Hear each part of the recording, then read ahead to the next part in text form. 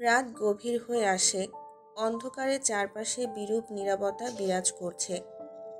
Fiona বিছানায় কষ্টে গা গুটিয়ে শুয়েছিল। অনুভূতিহীনতার মধ্যে তার শরীরের প্রতিটা অংশে অসহ্য ব্যথা দানা বেঁধে আছে। মাথায় অসহ্য চাপ অনুভব করছে, যেন সমস্ত পৃথিবী তার উপর ভারী হয়ে পড়েছে। ক্ষুধার্ত পেটের গুঞ্জনে তার সারা শরীর কাঁপছে, যেন জীবনের সংকট বুঝিয়ে দিচ্ছে। হঠাৎ নির্জন গভীর রাতের অন্ধকারে কারো আগমন ঘটে রুমের মধ্যে। ফিওনা অবাক হয়ে চোখ মেলল। অস্পষ্ট কায়ার ছায়ার মতো কিছু দেখতে পেল। সে ছায়ার হাতে খাবার। আজকে জ্যাসপার ভারী কিছু খাবার নিয়ে এসেছে। তীব্র ক্ষুধায় বুকের ভেতর কষ্ট অনুভব করলেও সে উঠতে পারে না। জ্যাসপার অদ্ভুতভাবে তার দুর্বলতার দিকে তাকিয়ে মনে মনে বলল, উফ, দুর্বল মানবী। তার কণ্ঠস্বর যেন কঠোর হৃদয়ের প্রতিবিম্ব, অথচ একদিকে তার শরীরের অবস্থা দেখলে মনে হয় ফিওনার অস্তিত্ব প্রায় নিঃশেষ হয়ে আসছে। খাবার এবং পানি টেবিলে রেখে সে পুনরায় চলে যায়, যেন তার দায়িত্ব শেষ হয়েছে। খাবারটি যেন ফিওনার জন্য এক অনুপ্রেরণা। পেটের খিদের তীব্রতা চরম সীমায় পৌঁছেছে, কিন্তু জ্যাসপারের আগমন কেবল তার দুর্বলতা জাগিয়ে তোলে। টেবিলে খাবার রেখে যাওয়া সেই কঠিন বাস্তবতা তার কাছে যেন প্রতীক যে অস্তিত্বটি প্রায় ধীরে ধীরে ক্ষয়প্রাপ্ত হচ্ছে। রাতের পর সকালের আলো ধীরে ধীরে ঘরের ভেতরে প্রবেশ করতে শুরু করল। মিস্টার জেনসিং তখনও গভীর চিন্তায় নিমজ্জিত। ল্যাবের টেবিলে একাকী বসে আছেন। তার চোখে ক্লান্তির ছাপ, কিন্তু মন এখনো অটুট। প্রিয় নাতনিকে উদ্ধারের প্রচেষ্টা তাকে প্রতিটা মুহূর্তে গ্রাস করছে। বারবার বিভিন্ন ডেটা পরীক্ষা করছেন, কোথাও যদি কোনো সূত্র খুঁজে পান। এই সময় হসপিটাল থেকে খবর এলো মিস ঝাংকে রিলিজ দেওয়ার সময় হয়েছে, কিন্তু মিস্টার জেনসিং তাকে এখনই বাসায় ফিরিয়ে নিতে চান না। মিস ঝাংয়ের আরও কিছুদিন বিশ্রাম করা দরকার, নিজের মনের সঙ্গে যুদ্ধ করে বলে উঠলেন তিনি। হসপিটালেই রাখতে হবে মিস ঝাংকে, নার্সেরাই যত্ন নেবে। তার নিজের হাতে এখন কোনো সময় নেই, কারণ পরিস্থিতি ক্রমেই জটিলতর হয়ে উঠছে। অন্যদিকে পিকিং ইউনিভার্সিটির ক্যাম্পাসে লিয়া লিন একই ক্লাসরুমে বসে আছে। দুজনেই ফিওনার অনুপস্থিতি নিয়ে উদ্বিগ্ন। ফিওনা কেন কয়েকদিন ধরে ভার্সিটিতে আসছে না, তার কোনো খবর নেই। দুজনের চোখে চোখ পড়তেই যেন এক নীরব সংকল্প হলো। আমরা ফিওনার বাসায় যাব, লিয়া স্থির কণ্ঠে বলল। লিন মাথা নাড়ল, সম্মতি জানিয়ে বলল, হ্যাঁ, ওর খোঁজ নেওয়াটা জরুরি। এদিকে সকালের নরম আলো ধীরে ধীরে ফিওনার চোখে মুখে এসে পড়ল।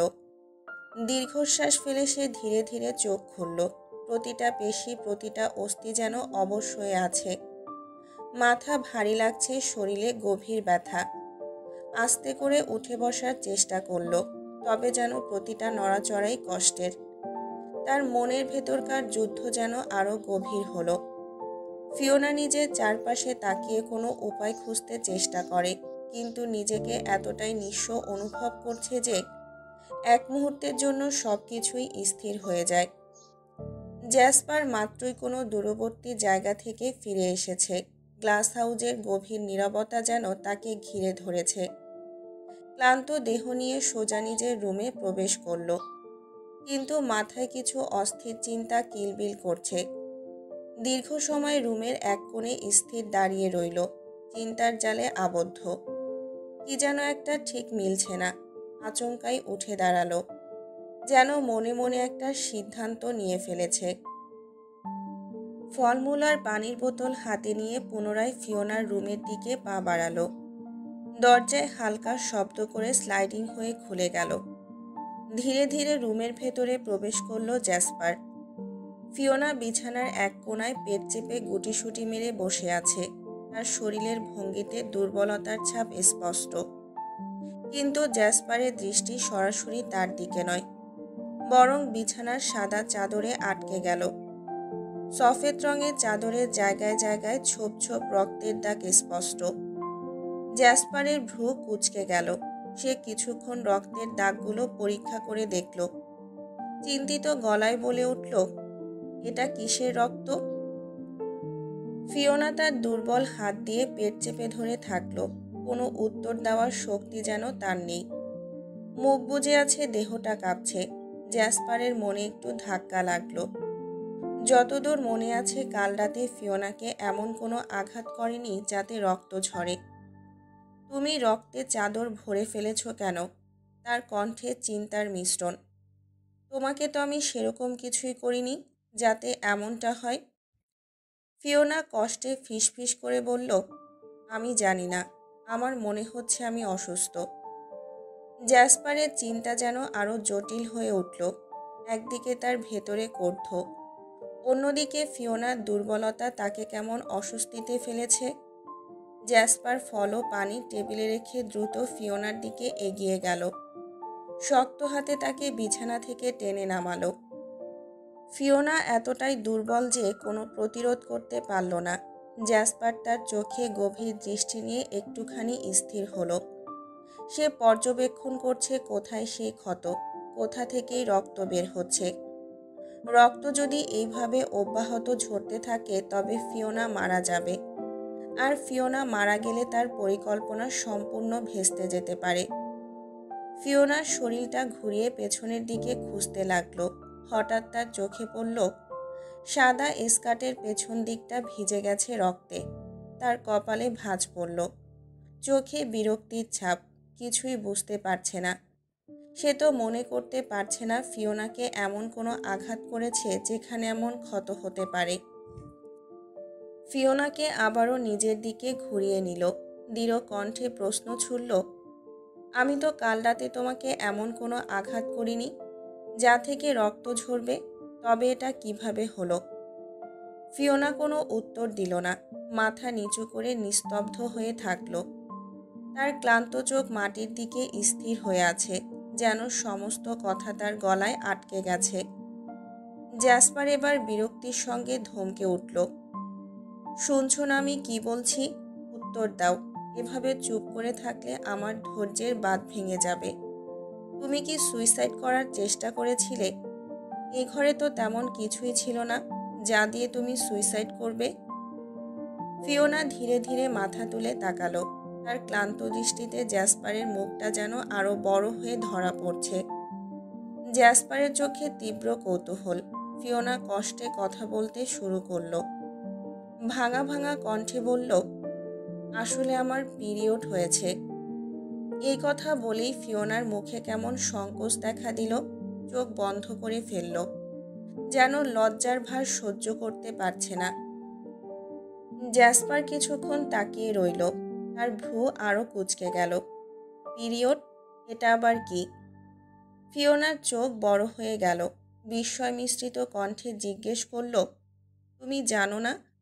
না, জানলে কি আর জিজ্ঞেস করতাম। ফিওনা কিছুটা বিব্রত হয়ে ধীরে ধীরে বলল, এটা এটা মেয়েদের হয়। জ্যাসপার তার কথা কিছুতেই বুঝতে পারল না। মুখে বিরক্তির ছাপ ফুটিয়ে খাবার রেখে দ্রুত চলে গেল। ফিওনা কয়েকবার পেছন থেকে জ্যাসপারকে ডাকল, কিন্তু জ্যাসপার কোনো সাড়া দিল না, একবারও ফিরে তাকালো না। ফিওনা বিষণ্ণ হয়ে পুনরায় বিছানায় গুটিসুটি মেরে বসে রইল। শীতল নির্জন ঘরে বাতাসের নিঃশ্বাসটা যেন ওর অনুভূতিগুলোকে আরো ভারাক্রান্ত করে তুলছে। রুমে শুধু একটা ছোট বাথরুম আছে, যার মধ্যে মাত্র একটা কমোড। গোসলের কোনো ব্যবস্থাই নেই সেখানে। এই নিঃসঙ্গ বন্দিদশায় শারীরিক এবং মানসিক ক্লান্তি তাকে আরো অবসন্ন করে তুলছে। এদিকে জ্যাসপার দ্রুত লিভিং রুমে প্রবেশ করল। তার মুখে চিন্তার ছাপ স্পষ্ট। সে থারিনিয়াস এবং আলবিরাকে ডাকার জন্য সংকেত দিল। তারা দুইজন তৎক্ষণাৎ হাজির হলো, মুখে ধোঁয়াশা মাখা ভাব। জ্যাসপার গভীর দৃষ্টি নিয়ে তাদের দিকে তাকিয়ে প্রশ্ন করল, আচ্ছা, পিরিয়ড কি? তোমাদের কেউ কি এর সম্পর্কে কিছু জানো? থারিনিয়াস আর আলবিরা একে অপরের দিকে তাকিয়ে বিস্ময়ের ঠোঁট কামড়ালো। থারিনিয়াস ধীর স্বরে বলল, প্রিন্স অরিজিন, আপনি কোন বিষয়ের কথা বলছেন? আমরা তো কিছুই বুঝতে পারছি না। জ্যাসপার বিষণ্ণ দৃষ্টিতে তাকিয়ে রইল। তার মনে সন্দেহ। সে আলভিরার দিকে ঘুরল। আচ্ছা, যেহেতু এটা মেয়েদের হয়, তোমার তো জানার কথা আলভিরা। তুমি কি কিছু জানো? আলভিরা মাথা ঝাঁকালো। প্রিন্স, আমি কিছুই জানি না। আমার তো এমন কোনো অভিজ্ঞতাই হয়নি। জ্যাসপার হতবুদ্ধি হয়ে ভাবতে থাকলো। চারপাশের কারো কাছ থেকে কোনো তথ্য পাওয়ার আশা নেই দেখে সে মনস্থির করল। এক মুহূর্তের জন্য গভীর চিন্তায় নিমগ্ন হলো। তারপর ধীর পদক্ষেপে নিজের ল্যাবের দিকে রওনা দিল। ল্যাবে পৌঁছে প্রযুক্তির আলোতে তার চোখে সুরের ছটা পড়ল।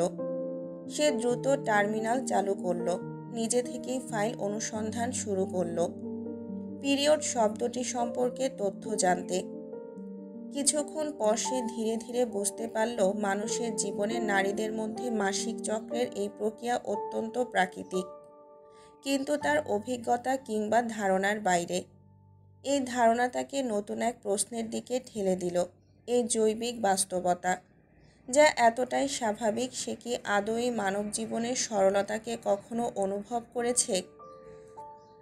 জ্যাসপার দীর্ঘশ্বাস ফেলল। টার্মিনাল থেকে চোখ সরিয়ে নিল। উফ, এই মানব জাতির জীবনে আর কত জটিলতা আছে কে জানে। সে বিরক্তির স্বরে বলে উঠল, মানুষের শরীরের এই প্রাকৃতিক প্রক্রিয়া যা তার কাছে এতটাই অপরিচিত, এখন এক নতুন ধাঁধার মতো তার সামনে দাঁড়িয়ে আছে। তবে এই মুহূর্তে ফিওনার যন্ত্রণাগ্রস্ত অবস্থা তার মস্তিষ্ক থেকে মুছে ফেলতে পারছে না। যন্ত্রণা সম্পর্কে আরও জানতে পেরে এবং কিভাবে সেই যন্ত্রণাকে লাঘব করা যায় সেই নির্দেশনাগুলো পড়ে জ্যাসপার মনে মনে সিদ্ধান্ত নিল, ফিওনার এই মুহূর্তে প্রয়োজনীয় জিনিস দরকার। সে জানে তার পরিকল্পনা টিকিয়ে রাখতে ফিওনার সুস্থ থাকা অত্যাবশ্যক। জ্যাসপার ল্যাবের শেলফগুলো তন্ন তন্ন করে খুঁজেও কিছু পেল না। মানুষের এমন অদ্ভুত সমস্যার জন্য কোনো প্রস্তুতিই তার ছিল না। হতাশ মনে গ্লাস হাউজে ফিরে আসার পর সে দ্রুত আলভিরাকে ডেকে পাঠালো। আলভিরা, গম্ভীর স্বরে জ্যাসপার ডাক দিল। প্রিন্স, আপনি আমাকে ডেকেছেন? আলভিরা অবাক হয়ে এগিয়ে এলো। তুমি শহরের দিকে যাও। পিরিয়ডের জন্য যা যা লাগে, যেমন প্যাড আর কিছু ঔষধ, এসব দ্রুত নিয়ে এসো। আলভিরা একটু বিভ্রান্ত হলেও কিছু না বলেই মাথা নেড়ে সম্মতি জানালো। তার জানা ছিল না মানুষের এই প্রক্রিয়ার ব্যাপারে, কিন্তু প্রিন্সের নির্দেশ মেনে দ্রুত রওনা দিল। জ্যাসপার মনে মনে ভাবল, এত জটিলতাই মানব জাতির জীবনে। মিস্টার চেনসিং ল্যাবে একাকী বসে আছেন, চিন্তার ভারে ক্লান্ত, কিন্তু আস্থার সিদ্ধান্ত দৃঢ়। দিন যত গড়াচ্ছে ততই ওয়াংলির সঙ্গে মুখোমুখি বসে কথা বলার প্রয়োজন অনুভব করছেন। তিনি জানেন অ্যাথিরিয়নকে মুক্তি না দিলে জ্যাসপারের প্রতিশোধ আর বেশি দিন ঠেকানো যাবে না। কিন্তু হৃদয়ের গোপন কোণে একটাই চিন্তা ঘুরছে, তার প্রিয় নাতনি ফিওনার নিরাপত্তা। পৃথিবীর সমস্ত ক্ষমতা, গবেষণা আর আবিষ্কার তার কাছে মূল্যহীন হয়ে পড়েছে, কারণ ফিওনাই তার জীবনের শেষ আশ্রয়। অথচ এখনই দুঃসময়ে জ্যাসপারের সাথে কোনোভাবেই যোগাযোগ করতে পারছে না। তার প্রযুক্তি, বুদ্ধি কোনো কিছুই কাজে আসছে না। মিস্টার চেনসিং একটা গভীর দীর্ঘশ্বাস ফেললেন। মনে মনে বললেন, ফিওনার জন্য সব কিছু ত্যাগ করতেও আমি প্রস্তুত।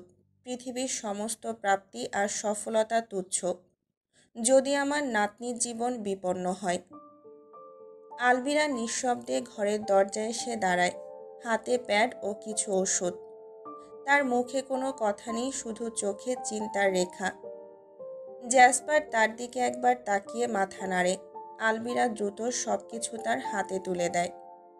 জ্যাসপার মুহূর্তের জন্য থেমে গিয়ে ফিওনার রুমের দিকে এগিয়ে যায়। পায়ের পদক্ষেপগুলো ভারী, মনে হচ্ছিল যেন এক অদ্ভুত দ্বন্দ্বে জড়িয়ে আছে। ফিওনাকে শারীরিক যন্ত্রণা থেকে মুক্তি দিতে হবে, অথচ তার প্রতি জ্যাসপারের মনোভাব কঠোর। সে নিজেও বুঝতে পারছে না কেন এই মেয়েটির জন্য কিছু করতে হচ্ছে।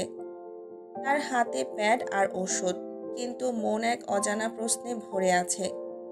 মানব জাতির এ কেমন দুর্বলতা? রুমের দরজার সামনে এসে সে মুহূর্তের জন্য থেমে যায়। এরপর এক গভীর নিঃশ্বাস নিয়ে কক্ষের ভেতরে প্রবেশ করে। ফিওনার দিকে পা বাড়ায়। মনে মনে প্রস্তুত হয় সে অচেনা মানবিক অনুভূতির মুখোমুখি হতে। জ্যাসপার রুমে প্রবেশ করতেই চোখ আটকে গেল ফাঁকা বিছানার দিকে। ফিওনা কোথায়? দৃষ্টিটা দ্রুত ঘুরে গেল বাথরুমের দিকে। দরজা আধখোলা আর ফিওনাকে দেখা গেল স্ল্যাবের উপর দাঁড়িয়ে, পেছনের দিকে হাত বাড়িয়ে হ্যান্ড শাওয়ারের পানি দিয়ে তার রক্তমাখা স্কার্ট ধুচ্ছে।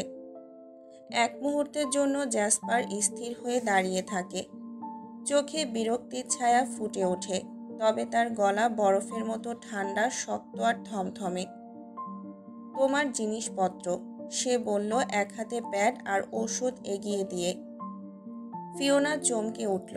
শাওয়ার বন্ধ করে ধীরে ধীরে নিচে নামতে চেষ্টা করল। মাথা নিচু করে জ্যাসপারের সামনে এসে দাঁড়ালো, মাটির দিকে তাকিয়ে। ওর শরীর তখনও ক্লান্ত, দুর্বল, কিন্তু মুখে একটা কৃতজ্ঞতার ছাপ ফুটে ওঠে।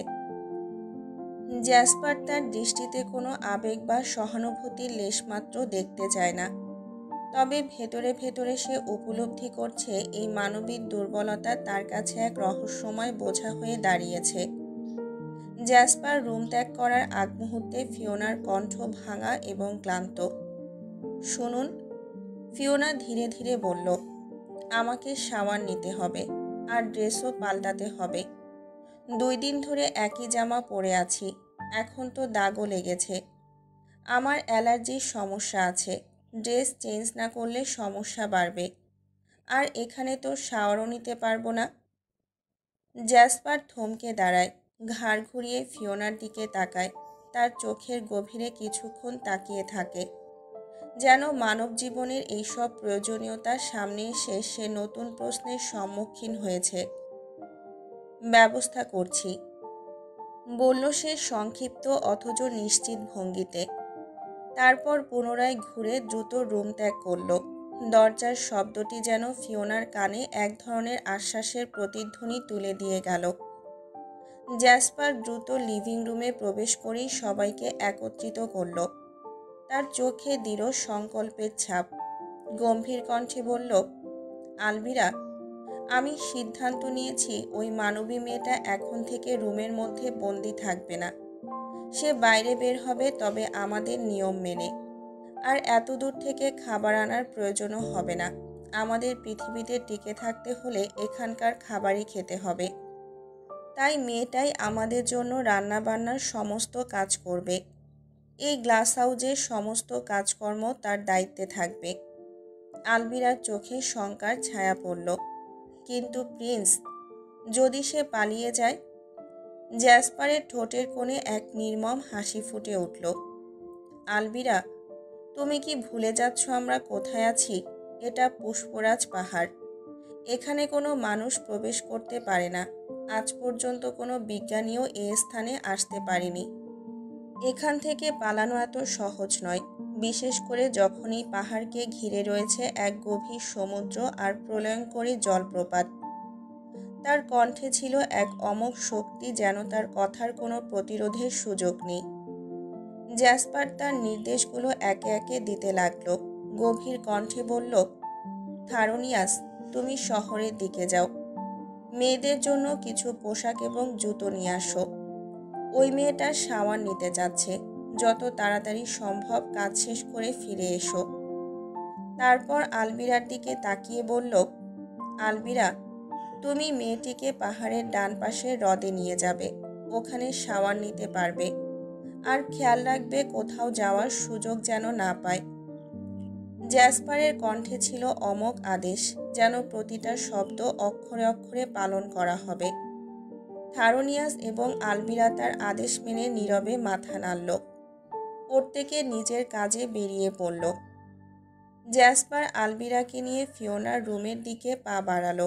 আলভিরাকে দরজার সামনে দাঁড় করিয়ে জ্যাসপার প্রথমে একাই কক্ষে প্রবেশ করল। জ্যাসপারের কণ্ঠে কঠোরতা ছিল, যেন তার প্রতিটা শব্দ ফিওনার কানে শুলের মতো বিঁধছিল। তিনি ধীরে ধীরে রুমে প্রবেশ করে বললেন, এই বোকা মানবী, শোনো, তোমার গোসলের ব্যবস্থা হয়ে গেছে। সবকিছু শেষ করে তৈরি হও, তোমার জন্য অনেক কাজ অপেক্ষা করছে। এই গ্লাস হাউজের ধুলো মোছা, পরিষ্কার পরিচ্ছন্নতা করা এবং আমাদের জন্য রান্নাবান্না করতে হবে। ফিওনা বিস্ময়ে তাকিয়ে রইল। কি? আমি এসব কখনোই করিনি, পারিও না। জ্যাসপার অগ্নিমূর্তি ধারণ করে বলল, তোমার কি মনে হয় আমি তোমায় এখানে বসিয়ে বসিয়ে খাওয়াবো? 3 বেলা খাবার এনে দেব? আমি তোমার চাকর নাকি? ফিওনার চোখে অবিশ্বাসের ছাপ ফুটে উঠল, কিন্তু জ্যাসপারের চোখে কোনো দয়া বা নম্রতার লেশমাত্র দেখা যাচ্ছিল না। সে যেন কঠোরতার প্রতিমূর্তি। ফিওনা মনে মনে ভাবতে থাকে, এই রুমে বন্দি থাকার চেয়ে বাইরে যাওয়াটা অনেক বেশি উপকারী। সুযোগ বুঝে পালানোর পরিকল্পনা সে মনে মনে গঠন করতে থাকে। তার ভেতরে এক অদৃশ্য শক্তি জন্ম নিতে থাকে, একটা সাহসী সিদ্ধান্তের প্রবাহ। জ্যাসপার সিগন্যাল পাঠাতেই আলবিরা রুমে প্রবেশ করে। জ্যাসপার আলবিরাকে নির্দেশ দিলেন, আলবিরা, এই মেয়েটাকে গ্লাস হাউজের বাইরের হ্রদে নিয়ে যাও। ফিওনা আলবিরাকে দেখে কিছুটা অবাক হয়ে যায়। অতীব সুন্দরী একজন রমণী আলবিরা, চোখে মুখে কিছুটা গাম্ভীর্যতা। নবনীতা নিকুঞ্জ পোশাক পরিহিত মেয়েটি, হালকা লুজ সবুজ রঙের গাউন জাতীয় এই পোশাক। ছোট ছোট কাঁধ পর্যন্ত চুল ধূসর সোনালি রঙের, তবে অদ্ভুত সুন্দর। এই মেয়েটাকে এখানে কেন? ফিওনার কণ্ঠে এক ধরনের বিস্ময় মিশ্রিত হয়। ওর নাম আলবিরা, ও তোমাকে গোসলের জায়গায় নিয়ে যাবে। ফিওনার মনে একরকম দ্বিধা ছিল, একদিকে মুক্তির আশা, অন্যদিকে জ্যাসপারের কঠোর নির্দেশনার ভয়ে। কিন্তু সে জানত এই সুযোগটা হারানো যাবে না। ফিওনা আলবিরার পেছনে পেছনে হাঁটতে শুরু করে। ধীরে ধীরে করিডোরের শেষে পৌঁছাতেই তার চোখ পড়ল লিভিং রুমের বিস্তৃতিতে। সেখানে অবস্থানরত গ্লাস হাউজের আভিজাত্য তাকে অভিভূত করে। গ্লাসের দেয়ালগুলো সূর্যের আলোতে রাঙিয়ে উঠেছে, প্রতিটা কোণ থেকে আলো ঝরে পড়ছে। সবুজ প্রকৃতির সঙ্গে একাত্ম হয়ে গ্লাস হাউসটি যেন একটা স্বপ্নের রাজ্য। ফিওনা মনে মনে অনুভব করে, এই বিশাল মাউন্টেন গ্লাস হাউসটা সত্যিই সুন্দর। এটা তো একদম স্বর্গের মতো। ফিওনা কৌতূহলের সঙ্গে বলে, এভাবে এত বড় জায়গা, সব কিছু এত সুন্দর। ফিওনা মনে মনে আওড়ালো। ফিওনার গাঢ় তাকানো দেখে বোঝা যাচ্ছে যে সে গ্লাস হাউজের প্রতি আগ্রহী। কাঠের সিঁড়ি বেয়ে নেমে আসে লিভিং রুমে। চারদিকে পর্যবেক্ষণ করতে করতে ফিওনা গ্লাস হাউসের বাইরে পা রাখল। গ্লাস হাউসের বাইরে যখন পা রাখল ফিওনা, তখন সে এক অপূর্ব দৃশ্যের মুখোমুখি হয়। পাহাড়টি মহিমান্বিতভাবে উঁচু, যা মেঘের উপর প্রসারিত, এবং তার মাথায় সূর্যের আলো ঝলমল করছে। চারপাশে সবুজ গাছপালা, যা পাহাড়ের তলদেশে ছড়িয়ে রয়েছে, যেন প্রাকৃতিক চাদরের মতো। সেখানে থাকা ফুলের নানা রং যেন এই প্রাকৃতিক সৌন্দর্যকে আরও চিত্তাকর্ষক করে তোলে। ফিওনার পা যখন মাটিতে পড়ে, তখন সে অনুভব করে মাটির তাজা গন্ধ, যেন পাহাড়ের আকাশ বাতাসও তাকে স্বাগত জানাচ্ছে। পাহাড়ের পাথুরে অংশে ছোট ছোট ঝর্ণার পানি ঝরে পড়ছে, তার আওয়াজ যেন প্রকৃতির একটা মধুর সঙ্গীত। অপরদিকে গ্লাস হাউজের বিশাল কাচের দেয়ালগুলো সূর্যের আলোতে ঝলমল করছে, যা পুরো দৃশ্যটিকে আরও রহস্যময় করে তুলেছে। এই পাহাড়ের সৌন্দর্য এবং তার চারপাশের শান্তিপূর্ণ পরিবেশ ফিওনাকে এক নতুন অনুভূতির সঙ্গে বেঁধে রাখছে, যেন সে কোনো ম্যাজিক্যাল জগতে প্রবেশ করেছে। আলবিরা বাম পাশের হ্রদের দিকে এগিয়ে যায়। ফিওনাও তার পেছন পেছন এগিয়ে যায় হ্রদের দিকে সোজা, মেঘলা পানির মাঝে নিজেকে হারানোর জন্য। কিছুক্ষণ হ্রদের পাড়ে দাঁড়িয়ে ফিওনা গভীর চিন্তায় ডুবে যায়। হ্রদের জলরাশির দিকে তাকিয়ে সে প্রশ্ন করে, আচ্ছা, তুমিও কি ড্রাগন? আলবিরা সপ্রাণ গলায় উত্তর দেয়, হ্যাঁ, আমি সাদা ড্রাগন, ড্রাগন আলবিরা। ফিওনা আর কিছুই বলে না, কেবল সেদিকে তাকিয়ে থাকে। তার মনে উদ্ভাসিত হয় এক অদ্ভুত ভাবনা। আগে মনে হতো ড্রাগন কেবল গল্পের কাল্পনিক চরিত্র, আর এখন বুঝতে পারল বাস্তবে তাদের অস্তিত্ব আছে। আস্তে আস্তে ফিওনা হ্রদে নামতে থাকে। জলটা হালকা ঠান্ডা, কিন্তু সূর্যের তাপে কিছুটা গরম অনুভব হচ্ছে। যখন সে হাঁটু পর্যন্ত ঢুকে পড়ে তখন মনে হয় যেন সে এক নতুন পৃথিবীতে প্রবেশ করছে।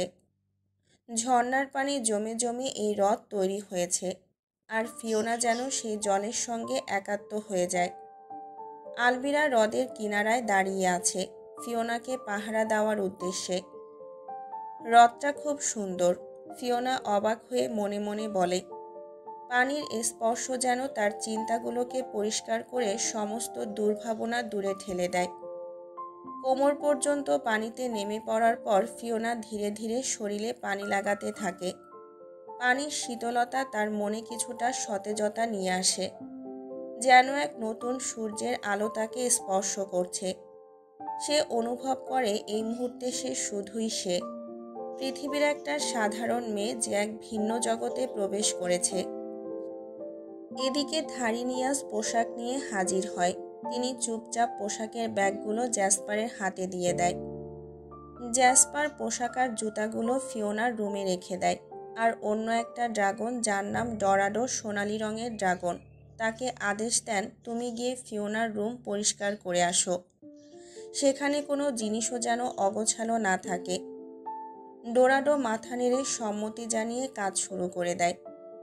ফিওনা কিছুটা বিচলিত হয়ে উঁচু পানির মধ্যে দাঁড়িয়ে আলবিরার দিকে তাকায়। আমি এখন পোশাক কোথায় পাল্টাবো, আর আমার পোশাক কোথায়, সে প্রশ্ন করে কিছুটা সংকোচ নিয়ে। তোমার পোশাক তোমার কক্ষে, সেখানেই তোমাকে পোশাক পরিবর্তন করতে হবে, আলবিরা সোজাসাপটা উত্তর দেয়। ফিওনা কিছুটা অবাক হয়ে ভাবতে থাকে, কিন্তু তারপরে সে পানি থেকে উঠে আসে। পানির স্পর্শে ভিজে থাকা ফিওনা কিছুটা শীতলতা আর অস্থিরতা অনুভব করে। ফিওনা পানির ভেজা থেকে উঠে এসে হাউসের দিকে অগ্রসর হয় আলবিরার সাথে। ফিওনা গোসল করা ভেজা অবস্থায় আলবিরার সাথে গ্লাস হাউসের অভ্যন্তরে প্রবেশ করে। সিঁড়ি বেয়ে নিজের কক্ষের সামনে দাঁড়ায়। দরজা স্লাইডিং হয়ে খুলতেই ফিওনা ভেতরে প্রবেশ করে, আর তার চোখের সামনে এক অন্যরকম দৃশ্য খুলে যায়। তার কামরাটি পুঙ্খানুপুঙ্খভাবে গোছানো, নতুন চকচকে সফেদ রঙের চাদর, কাচের দেয়ালে সূর্যের আলো মিশে সোনালি আভা ছড়িয়ে পড়েছে কক্ষে। বিছানার উপর সুশৃঙ্খলভাবে রাখা কয়েকটা সুন্দর ড্রেস আর জুতা যেন তার জন্যই প্রস্তুত। কিছুটা অদ্ভুত অনুভূতি নিয়ে ফিওনা ধীরে ধীরে এগিয়ে যায়। বিছানার কাছে গিয়ে একটা জামা হাতে তুলে নিয়ে সে অনুভব করে যেন একটা নতুন পরিচয় রূপান্তরিত হচ্ছে। জামাটি তার হাতে আসতেই হালকা উজ্জ্বলতা ও কোমলতা অনুভব করে সে। এরপর একটা প্যাডও নিয়ে নেয়। তার মন থেকে কিছুটা চিন্তা ভাবনা দূর হয়ে যায়। এখন যেন তার হৃদয়ে সামান্য প্রশান্তির বাণী বাজতে থাকে। কিছুক্ষণ বাদে জ্যাসপার আলবিরাকে পুনরায় নির্দেশ দিয়ে বলল, আলবিরা, তুমি ফিওনার রুমে যাও। তাকে বলো যেন রান্নার প্রস্তুতি নেয়, বাজার কিচেনে রাখা আছে। আলবিরা দ্রুত মাথা নাড়িয়ে সম্মতি জানায় এবং ফিওনার রুমের দিকে পা বাড়ায়। দরজা খোলার পর সে ভেতরে প্রবেশ করে এবং ফিওনাকে দেখার সাথে সাথে গম্ভীরভাবে বলে, ফিওনা, প্রিন্স জ্যাসপার তোমাকে দুপুরে রান্না করার প্রস্তুতি নিতে বলেছেন। ফিওনা জামাটি পরতে পেরে কিছুটা আত্মবিশ্বাসী হয়ে ওঠে। সে মাথা তুলে আলবিরার দিকে তাকিয়ে বলে, কিন্তু আমি তো রান্না করতে পারি না। আলবিরা ধরা গলায় বলে, এটা সম্পূর্ণ তোমার ব্যাপার। প্রিন্স আমাকে যা হুকুম করেছেন আমি শুধু সেটুকুই পালন করতে পারি।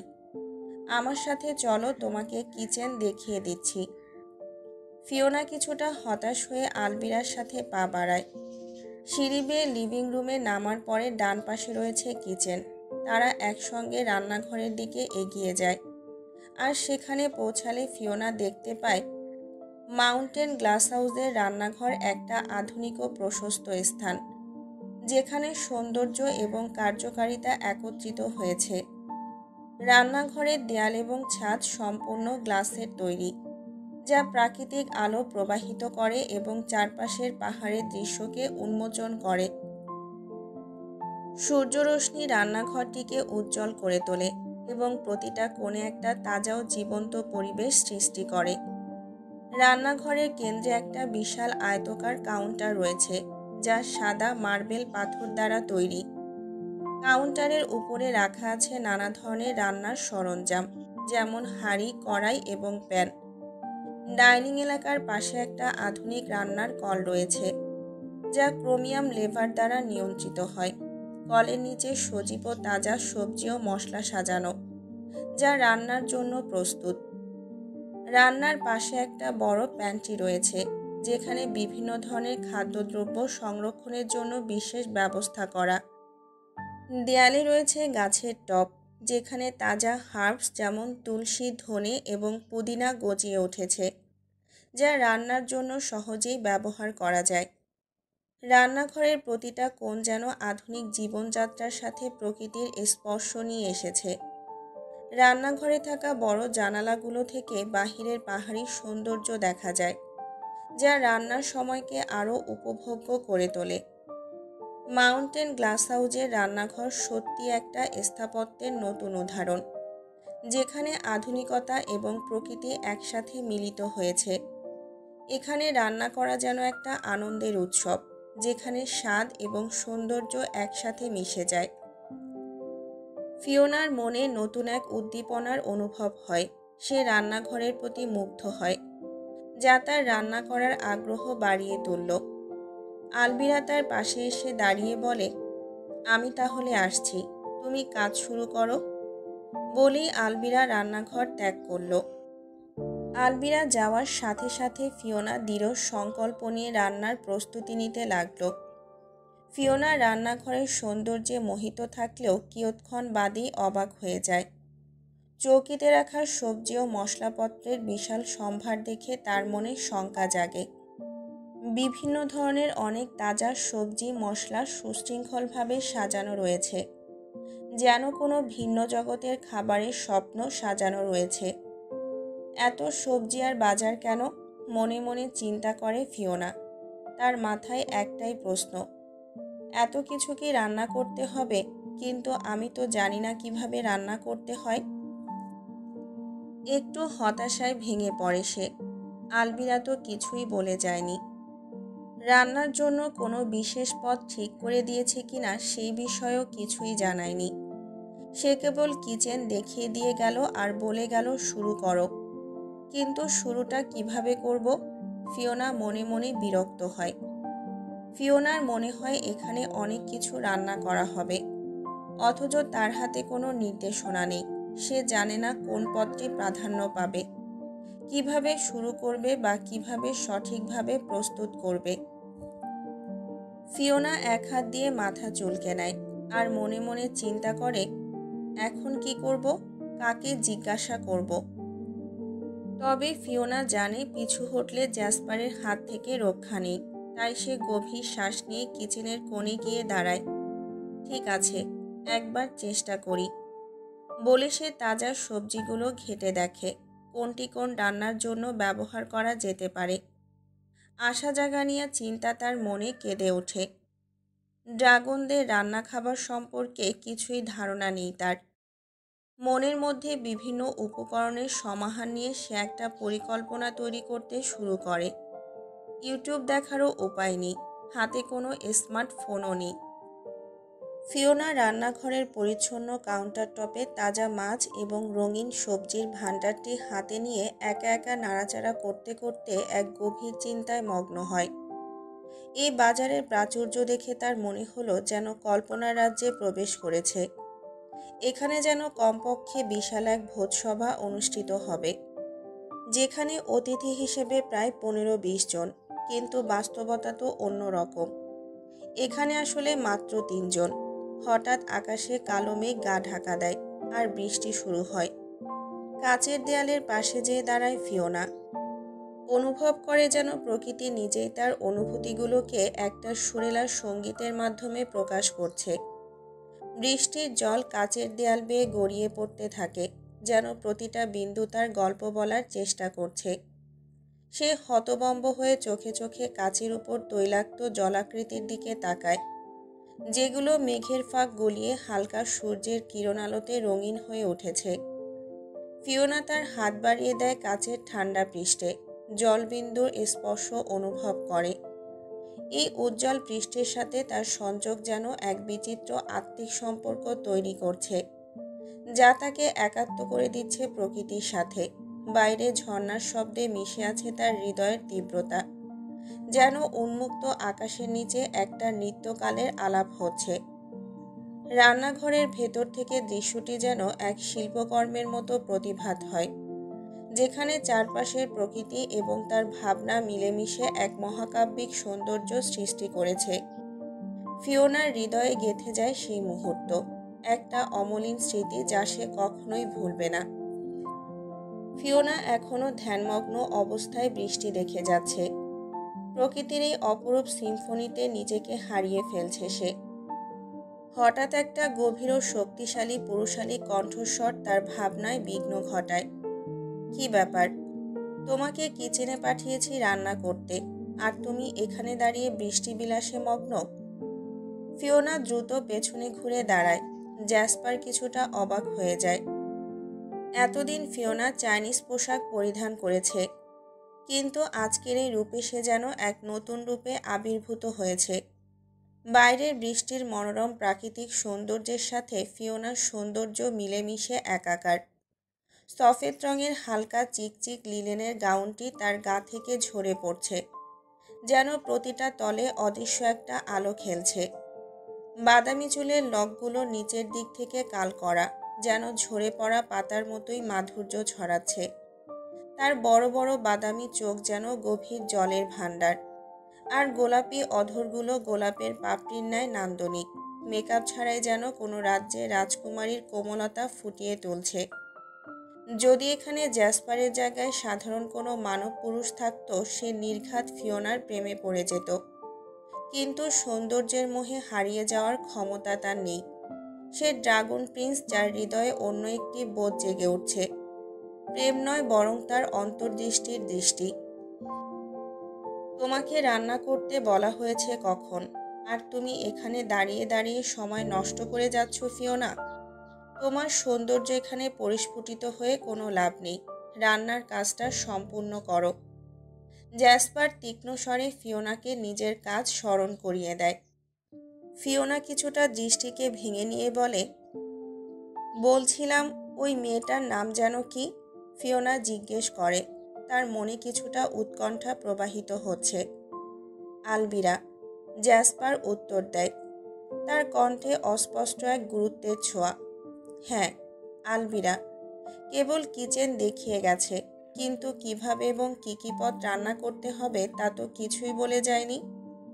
ওটা বলা ওর কাজ নয়, জ্যাসপার স্থিরভাবে বলে, কারণ আমি যা আদেশ করব তাই রান্না হবে।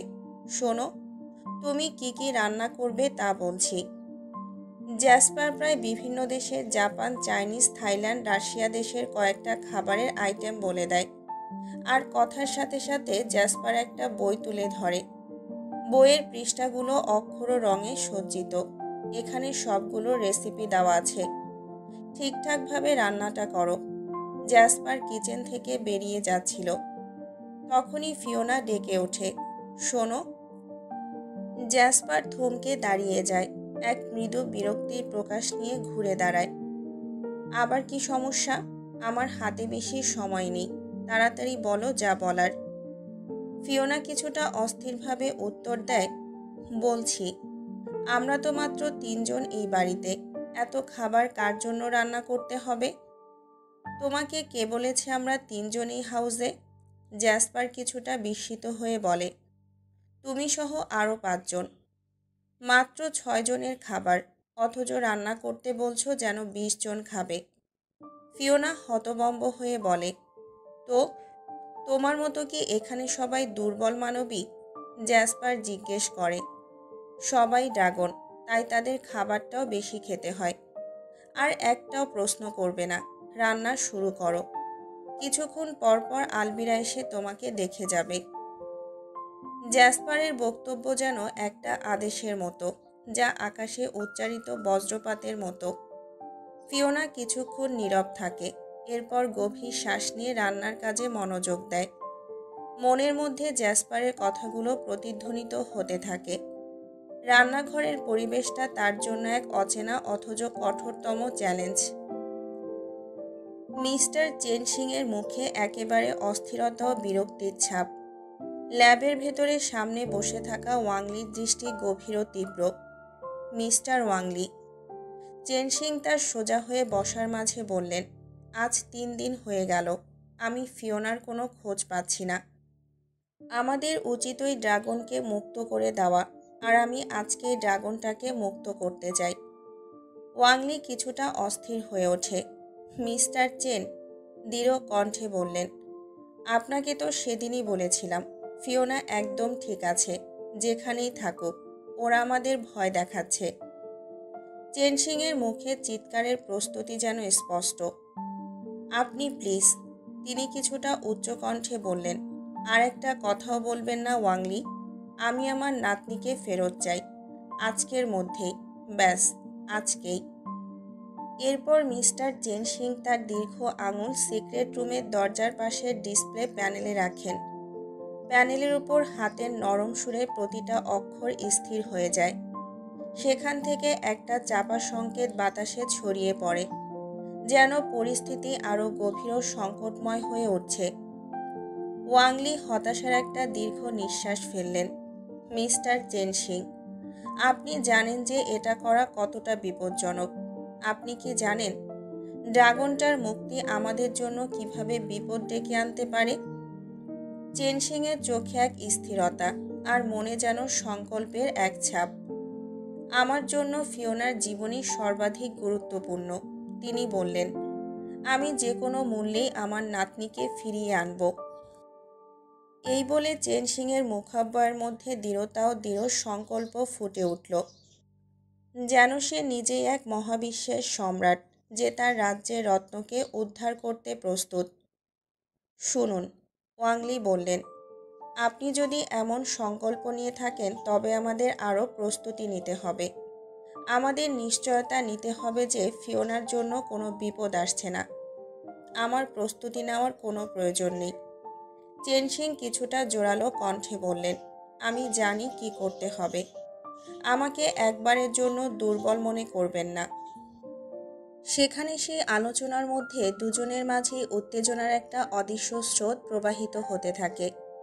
দুজনেই জানেন তাদের সিদ্ধান্তের ফলাফল শুধুমাত্র তাদের নিজেদের নয়, বরং গোটা জগতের জন্য গুরুত্বপূর্ণ হয়ে উঠতে পারে।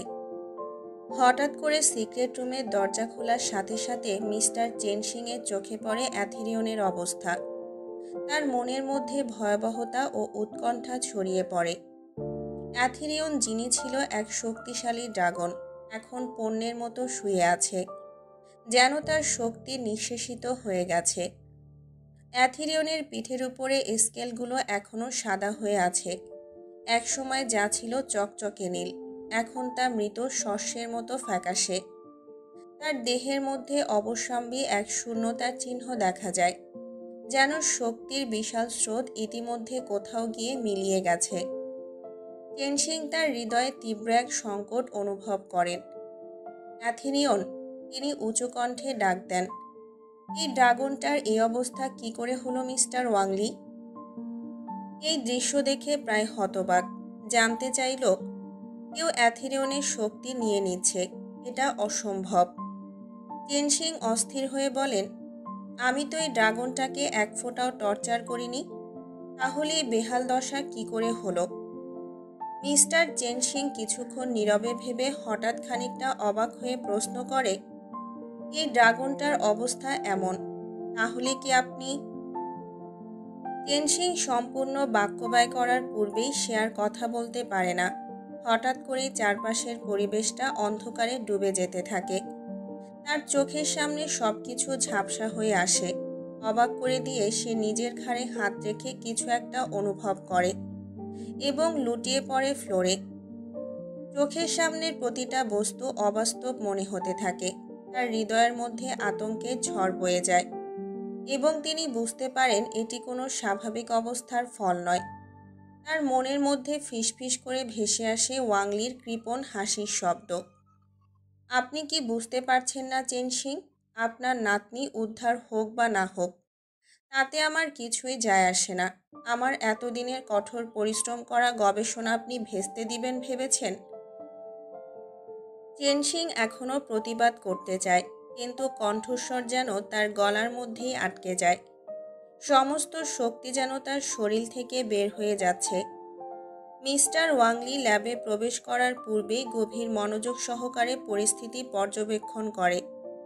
আন্দাজ করে ফেলেছিল যে মিস্টার চেনসিং আজ ড্রাগনটাকে মুক্ত করতে চাইবে। তাই নিজের পরিকল্পনা বাস্তবায়ন করতে সে তার পকেটে লুকিয়ে রেখেছিল তার আনা একটা ইনজেকশন। ইনজেকশনটির মধ্যে ছিল ফেন্টানাইল, একটা অত্যন্ত শক্তিশালী অ্যানালজেসিক, যা দ্রুত অজ্ঞান করতে সক্ষম। যখন মিস্টার চেনসিং অ্যাথেরিয়নের এমন অবস্থা দেখছিল, তিনি আন্দাজ করতে পেরেছিল এর পেছনে ওয়াংলি রয়েছে, আর সেটা স্বয়ং ওয়াংলিও ধরতে পেরেছিল। তাই তিনি নীরবে মিস্টার চেনসিংয়ের পেছনে এসে দাঁড়ায়। চেনসিংয়ের কাছে পৌঁছে সে নিঃশব্দে এবং দ্রুততার সঙ্গে ইনজেকশনটি বের করে। এক মুহূর্তের জন্য সে ভয় পায় না, তার দৃষ্টি স্থির এবং মনোবল দৃঢ়। সে চেনসিংয়ের ঘাড়ে ইনজেকশনটি গেঁথে দেয়, যেন একটা সাপের কামড়। এখন তো আর আপনি কিছু করতে পারবেন না, সে বলল, একটা প্রতিক্রিয়া দেখানোর জন্য অপেক্ষা করে।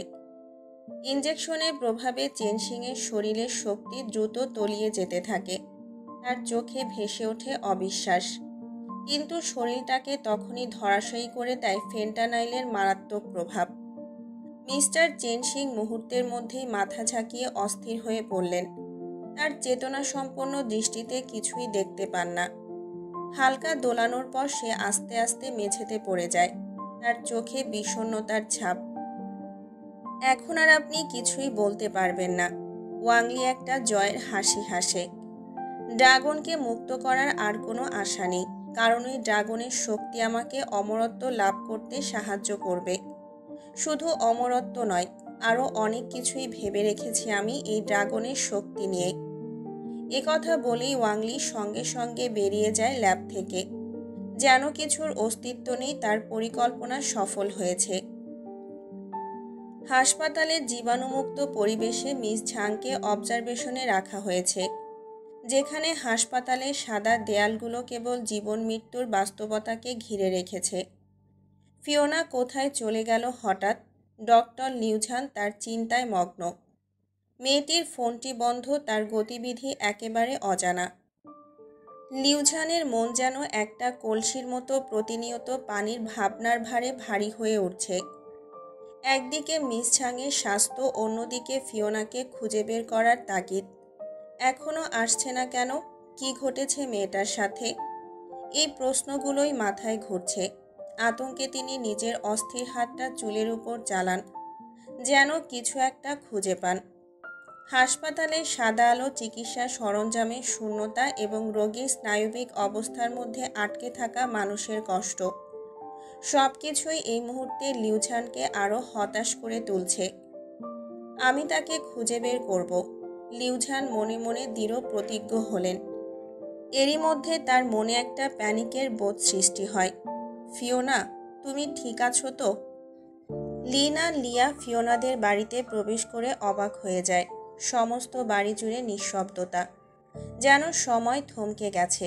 প্রতিটা কোণায় ফিওনার উপস্থিতির ছায়া, তবে সে নেই। হতাশা তাদের হৃদয়ে কষ্টের একটা টান তৈরি করে। ফিওনা কোথাও নেই। লিন মৃদু গুঞ্জন করে, কথাগুলো বাতাসে ভাসতে ভাসতে খুঁজে পায়, তবে উত্তর আসে না। আমাদের এখন কি করা উচিত? লিয়া মাথা নিচু করে বলে। এতদিন পর এখনও সে ফিরে আসেনি। ফিওনাকে না পেয়ে সেদিন তারা দুজনেই ফিরে যায় যার যার বাড়িতে। লিয়া ডরমেটরিতে ফিরে আসে। ডরমেটরিতে ফিওনার ব্যবহৃত জামাকাপড়, বইয়ের স্তূপ, প্রতিটা জিনিস যেন এক একটা গল্প বলে, কিন্তু ফিওনার হাসির গলা সেখানে অনুপস্থিত। লিয়ার মনের মধ্যে উতলাতে থাকা অসহায়ত্ব যেন একটা সুনির্দিষ্ট উপলব্ধির ছোঁয়া। এখন তার সঙ্গী না থাকায় এই স্থানটি শূন্য হয়ে গেছে। কোথায় চলে গেলে ফিওনা তুমি? লিয়া আঙুলের ডগায় জামাকাপড়ের পাঁজর স্পর্শ করে বলে, আমরা আবার কবে একসাথে হব। লিন তার বাসার জানালার সামনে বসে বসে ভাবতে থাকে ফিওনার সাথে কাটানো মুহূর্তগুলো। মুখে এক কঠিন রেখা ফুটে ওঠে। সে ফিরবে, আমার বিশ্বাস ফিওনা ফিরবেই। তবে ভেতরে ভেতরে সে নিজেই জানে যে চিন্তাটি সেই ফাঁকা বাড়ির নিঃশব্দতার মতোই ভঙ্গুর।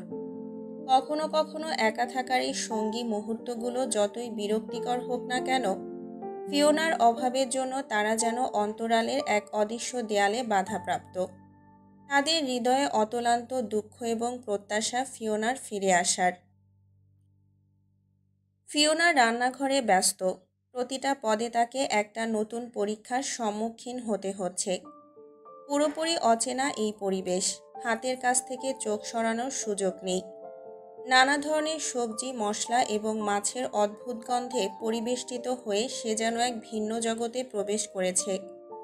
রান্নার প্রক্রিয়ায় কখনো ভুলভাবে কাটা সবজির টুকরো, কখনো বা হাতের আঙুলের উপর কাটার আঁচড়, সবকিছু যেন একটা বিশাল ক্লেশের মধ্যে দিয়ে আষ্টেপৃষ্ঠে আবদ্ধ। অবশেষে ঘন্টার পর ঘন্টা কাটিয়ে ফিওনা যখন রান্না শেষ করে, তখন বিকেলের আলো আবহাওয়াকে শান্ত করে দিয়েছে। হাঁড়িগুলোতে রান্না করা নানা পদ জমা হয়েছে, কিন্তু তার মাথায় এখনো আতঙ্কের ছায়া। এই মেয়ে, শোনো। আলবিরার কণ্ঠস্বর তাকে ভেঙে দেয়। সবগুলো খাবার ওই লিভিং রুমের ডাইনিং টেবিলে সাজিয়ে রাখো। ফিওনা একটা দীর্ঘশ্বাস ফেলে। একে একে হাঁড়িগুলো ডাইনিং টেবিলের দিকে নিয়ে যেতে থাকে। প্রতিটা হাঁড়ির ভারিতা তার শরীরকে ক্লান্ত করে তুলছে, যেন সমস্ত কাজ একাই করার জন্য তাকে শাস্তি দেওয়া হচ্ছে। অবশেষে সব কিছু টেবিলে রেখে যখন সে দাঁড়িয়েছে, মনে হচ্ছে পৃথিবীর বোঝা তার কাঁধ থেকে মুক্ত হয়েছে। বলছি, কাজ তো শেষ, এবার কি আমি খাবার খেতে পারবো? ফিওনা আলবিরার দিকে তাকিয়ে প্রশ্ন করে। আলবিরা তার দিকে ফিরে তাকিয়ে বলল, কাজ এখনো বাকি আছে। এখনো সব আমাদের খাবার দেওয়া হয়েছে। প্রিন্স অরিজিন কি আমাদের সাথে বসে খাবে নাকি? ওনার খাবার আলাদা, রেডি করে ওনার রুমে দিতে হবে। রুমে? ওনার রুম তো আমি চিনি না। ফিওনা বিভ্রান্তির স্বরে উত্তর দেয়। আমি চিনিয়ে দেব, তাড়াতাড়ি করো। প্রিন্সের এতক্ষণে বোধহয় খিদেও পেয়েছে। ফিওনার মনে একটা অস্থিরতা জন্ম নেয়, কিন্তু সে চুপ করে কিচেনে ফিরে আসে। রান্নার অভিজ্ঞতা হয়তো খুব একটা স্বস্তি এনে দেয়নি, কিন্তু প্রিন্সের জন্য তার তৈরি করা খাবারগুলো তাকে এক ভিন্ন আত্মবিশ্বাসের পথে নিয়ে যাচ্ছে। ফিওনা পুনরায় কিচেনে ঢুকে সার্ভিং টলিতে বড় বড় প্লেট আর বাটিতে খাবার সাজাতে শুরু করে। নানান পদ সবজি, মাংস এবং ড্রাগনদের জন্য বিশেষ প্রস্তুত করা ব্যঞ্জনগুলো একের পর এক টলিতে সযত্নে রাখছে। একসময় আলবিরা কিচেনে প্রবেশ করে। সেখানে গোছানো শেষ হতে দেখে সে স্বস্তির নিঃশ্বাস ফেলে। ফিওনার দিকে এক নজর তাকিয়ে বলল, সব প্রস্তুত তো? ফিওনা একটু ক্লান্ত স্বরে উত্তর দেয়, হ্যাঁ, কিন্তু একটা প্রশ্ন আছে। এই কাঠের সিঁড়ি দিয়ে সার্ভিং টলি দোতলায় কিভাবে নিয়ে যাব? আলবিরার মুখে এক চিলতে হাসির রেখা ফুটে ওঠে, যেন ফিওনার অনভিজ্ঞতা তাকে মজার কিছু মনে করাচ্ছে। এটা নিয়ে চিন্তা করো না, এখানে ড্রাগন প্রাসাদের সব কিছুর জন্য ব্যবস্থা থাকে। আমি তোমাকে দেখিয়ে দিচ্ছি কিভাবে সেটা করতে হয়। দোতলায় উঠানোর জন্য আমাদের সিঁড়ির পেছনের দিকে লিফট আছে। ট্রলি নিয়ে সেটা ব্যবহার করতে হবে। ফিওনা একটু স্বস্তি অনুভব করে বলে, যাক, কাজটা কিছুটা সহজ হয়ে গেল।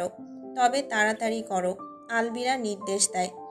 প্রিন্স অরিজিন ক্ষুধার্ত, আর ওনার খাবারের সময় দেরি করা চলে না। ফিওনা খাবারের ট্রলি নিয়ে বাড়ির পেছনে লিফটে উঠে পড়ে। লিফট দ্রুত দোতলায় উঠে যায়। তার মনে উত্তেজনা আর বিভ্রান্তি, কারণ সে এই ধরনের পরিস্থিতির সাথে কখনোই আগে পরিচিত হয়নি। আলবিরা আগেই তাকে সতর্ক করে দিয়েছে, জ্যাসপারের রুমের সামনে এসে দাঁড়ালেই তাকে বুঝতে হবে কিভাবে খাবার পৌঁছে দিতে হবে।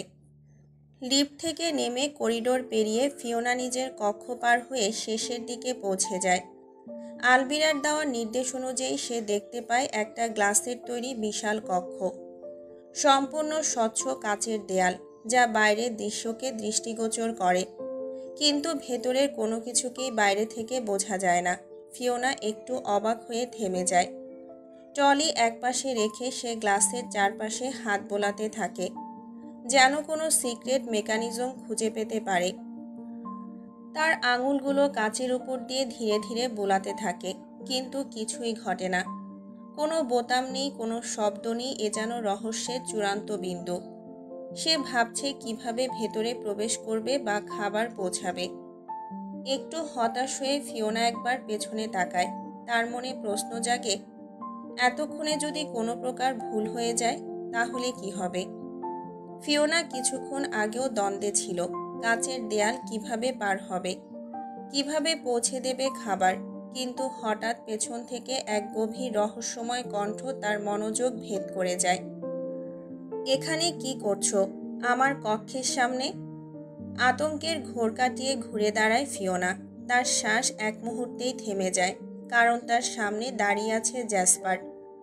অপার্থিব সৌন্দর্য আর গম্ভীর আভিজাত্যে ভরা। গায়ে সাদা সিল্কের বাথরোব, যার উপর বিকেলে সূর্যের সোনালি আলোক রশ্মি এসে পড়েছে। সেই আলোয় তার ত্বক যেন সোনালি বর্ণে ঝলমল করছে। তার চুল সদ্য ধোয়া, টপ টপ করে পানি ঝরছে এবং সেই পানির ফোঁটাগুলো তার গালের উপর মুক্তোর মতো চিকচিক করছে। বাথরোবের ফাঁক গলিয়ে ঘাড়ের ট্যাটুটা অর্ধেক অংশ দেখা যাচ্ছে। ট্যাটুর রং সোনালি সবুজ, যেন সূর্যের আলোতে জ্বলজ্বল করছে। নরম গাঢ় সাদা বাথরোবের স্নিগ্ধতার মধ্যে ট্যাটুর তীক্ষ্ণ রেখাগুলো যেন এক অনন্য কল্পনার উন্মোচন করছে। এ এক কঠোরভাবে সুন্দর দৃশ্য, যেখানে শিথিলতা এবং শিল্পের মেলবন্ধন ঘটে। ঘাড়ের ট্যাটুর শৈল্পিক গঠন যেমন রহস্যময়, তেমনি তা পরিধানের গাম্ভীর্যকেও আরও গভীর করে তোলে। জ্যাসপারের সবুজ নেত্রপল্লব দুটো ফিওনার দিকে স্থিরভাবে তাকিয়ে আছে, গভীর প্রশান্ত কিন্তু বর্ণনাতীতভাবে তীব্র। মনে হচ্ছে যেন সেই চোখ দুটো ফিওনার আত্মা অবধি বিদ্ধ করছে। ফিওনার মনকে আচ্ছন্ন করে ফেলেছে সেই দৃশ্য। সে স্থবির হয়ে তাকিয়ে আছে, সমস্ত পৃথিবী যেন এই এক মুহূর্তে এসে থেমে গেছে। জ্যাসপারের চেহারার প্রতিটা রেখা, তার ভিজে চুলের ঝরঝরে ভাব, তার শরীরের প্রতিটা অনমনীয় ভঙ্গি যেন ফিওনাকে কোনো মায়াজালে আটকে ফেলেছে। ফিওনার মনে হচ্ছিল এই মুহূর্তে তার স্মৃতিরা ধোঁয়াটে হয়ে গেছে। সে কোথায়, কি করছে, কি উদ্দেশ্যে এখানে এসেছে, সব কিছু যেন ধীরে ধীরে মুছে যাচ্ছে। তার দৃষ্টি এখন কেবল একটিমাত্র বিন্দুতেই আটকে গেছে, আর তা হলো জ্যাসপারের সেই অদ্ভুত আকর্ষণীয় উপস্থিতি। জ্যাসপার যেন তাকে হিপনোটাইজ করে রেখেছে, তাকে বন্দি করেছে তার আভিজাত্য তীব্র চেহারার মোহনীয়তা। জ্যাসপার ফিওনার এমন অন্যমনস্ক দৃষ্টিতে কিছুটা বিরক্ত হয়। ধীরে ধীরে তার দিকে এগিয়ে এসে ফিওনার একদম সামনে দাঁড়ায়, এতটাই কাছে যে তাদের মধ্যে দূরত্ব বলতে কিছুই রইল না। তার শীতল দৃষ্টি তীক্ষ্ণ হয়ে ওঠে, চোখে এক ধরনের জিজ্ঞাসু তিরস্কার, কণ্ঠে গম্ভীর অথচ প্রখর সুরে প্রশ্ন করে, কি হলো, জবাব দিচ্ছ না কেন? এভাবে তাকিয়ে কি দেখছো? কোনোদিন চোখের সামনে পুরুষ মানুষ দেখনি? জ্যাসপারের তীক্ষ্ণ কণ্ঠে সম্বিত ফিরে পায় ফিওনা। তার কথাগুলো যেন বাস্তবতার কষাঘাতে তাকে ফিরিয়ে আনে। নিজের উপরেই বিরক্তি তৈরি হয়। এতক্ষণ কিভাবে এমনভাবে তাকিয়েছিল একজন পুরুষ মানুষের দিকে, তাও এই অদ্ভুত ড্রাগন পুরুষের দিকে। বাহ্যিক সৌন্দর্য যেমনই হোক, ফিওনা জানে এই আগুনের দানবটির আসল রূপ কতটা ভয়ঙ্কর। মৃদুস্বরে ফিওনা নিজেকে সামলে নিয়ে বলে, আপনার খাবার নিয়ে এসেছি। আলবিরা বলল, আপনি নাকি কক্ষে বসে খাবেন? জ্যাসপারের ঠোঁটের কোণে বিদ্রূপের হাসি খেলে যায়। বা, এখন আবার তুমি থেকে আপনি, কি সুন্দর ভোল পাল্টে ফেললে। তার কণ্ঠের সুরে ব্যঙ্গ ফুটে উঠল, যেন ফিওনার দ্বিধা তাকে মজার কিছু বলে মনে হচ্ছে। তারপর হঠাৎই স্লাইডিং ডোরটি নীরবে খুলে যায়, যেন কোনো গোপন সংকেতের প্রতিক্রিয়া। ফিওনার সামনে প্রকাশিত হয় জ্যাসপারের কক্ষ। সেখানে আলো ছায়ার খেলায় ঘেরা স্নিগ্ধ পরিবেশ। জ্যাসপার নির্দ্বিধায় প্রবেশ করে, আর ফিওনা তার পেছন পেছন অনুসরণ করে। মনের ভেতরে দোলাচলে ডুবে গিয়ে পায়ের তালে যেন তাল হারাচ্ছে। রুমটি অবাক করার মতো বিশাল। ছাদের শীর্ষবিন্দু থেকে গ্লাসের দেয়ালগুলো বাইরের প্রকৃতি আর অন্ধকার সাগরের অবিরাম ঢেউগুলোকে ফুটিয়ে তোলে, যা এক বিচ্ছিন্ন পৃথিবীর খোঁজ দেয়। ফিওনা অস্থির হয়ে যায় ভেতরে ঢোকার পর। নিজের সত্তাকে সামলে রাখতে চেষ্টা করে। জ্যাসপার যেন তার নিজের সাম্রাজ্যের অধিপতি, অনায়াসে সোফায় গায়ে এলিয়ে দিয়ে বসে। তার চোখে অলস তৃপ্তির ছাপ, অথচ প্রত্যেকটি পদক্ষেপের মধ্যেই লুকিয়ে আছে এক ধরনের তীক্ষ্ণ শক্তি। সে ধীরে ধীরে ফিওনার দিকে তাকিয়ে নির্দেশ দেয়, যেন সে ফিওনার প্রতিটা পদক্ষেপকে নিজের নিয়ন্ত্রণে রাখতে চায়। টেবিলে খাবার সাজিয়ে রাখো, তার কণ্ঠে এক অদ্ভুত সুরের আদেশ। ফিওনা তার কঠিন দৃষ্টির নিচে মাথা নিচু করে একের পর এক পদ পরিবেশন করতে থাকে। হাঁড়ির ঢাকনা খুলে প্রতিটা খাবার টেবিলে রাখছে, আর সেই সঙ্গে তার মনের ভেতরে ক্ষোভের স্রোত বয়ে যাচ্ছে। হঠাৎ আবার সেই কঠোর কণ্ঠ, কি হলো? প্লেটে পরিবেশন করে দিচ্ছ না কেন? ফিওনার ভেতরটা যেন কেঁপে ওঠে, কিন্তু সে তৎক্ষণাৎ নিজের অনুভূতি চেপে রেখে নিঃশব্দে চামচ হাতে নেয়। একে একে প্রতিটা খাবার প্লেটে তুলে দেয়। প্রতিটা পদ বেড়ে দিতে দিতে মনে মনে অসহায়ভাবে ভাবতে থাকে, জীবনে কখনোই নিজের হাতে কাউকে খাবার পরিবেশন করিনি।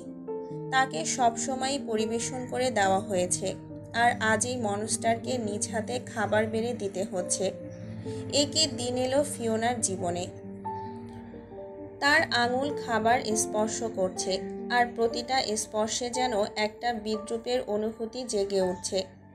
এমন এক পরিস্থিতি যেখানে তার মর্যাদাবোধ আঘাতপ্রাপ্ত হচ্ছে, কিন্তু সে জানে এখানে তার প্রতিরোধের কোনো স্থান নেই। খাবার পরিবেশন করার পর ফিওনা ধীরে ধীরে বলছিল, আমি এবার যাই, আমি আমার খাবার খাবো। জ্যাসপারের চোখে এক ধরনের তীক্ষ্ণ দৃষ্টি ঝিলিক দিয়ে উঠল। তার কণ্ঠস্বর আগের মতোই কঠোর। আমি আদেশ দিয়েছি যেতে, আগে সবগুলো খাবার টেস্ট করব, তারপরই যাওয়ার অনুমতি পাবে। ফিওনা কিছু না বলে চুপচাপ দাঁড়িয়ে রইল। তার হৃৎপিণ্ড যেন দ্রুত ধুকপুক করতে লাগলো, তবে সে কোনো প্রতিক্রিয়া দেখালো না। জ্যাসপার চামচ হাতে নিল ফিওনার রান্না করা খাবারের দিকে মনোযোগ দিয়ে। প্রথমে এক চামচ মুখে তোলার পরপরই সে তৎক্ষণাৎ থু মেরে খাবার ছিটকে ফেলে দিল। তার মুখে বিরক্তির ছাপ স্পষ্ট হয়ে উঠল। একটি নয়, একের পর এক খাবার পরীক্ষা করে দেখছে সে, প্রতিটাই মুখে তুলে ফেলে ছিটিয়ে দিচ্ছে। জ্যাসপারের চোখে বিরক্তি ক্রমশই বাড়ছে। এসব কি রান্না করেছ? তার কণ্ঠে ঝরে পড়ল তীব্র অপমান। এগুলো কোনো খাবার? এগুলো খাওয়া যায়? ফিওনা অপমানে মাটির দিকে তাকিয়ে রইল। সে জানত রান্নাটা ভালো হয়নি, কিন্তু এভাবে প্রত্যাখ্যান করা এ যেন তার আত্মসম্মানের উপর সরাসরি আঘাত। জ্যাসপারের বিদ্রুপাত্মক কথাগুলো তাকে যেন তীরের মতো বিদ্ধ করছে। ফিওনার কণ্ঠে ক্ষোভ ও হতাশা যেন একত্রিত হয়ে বেরিয়ে এলো।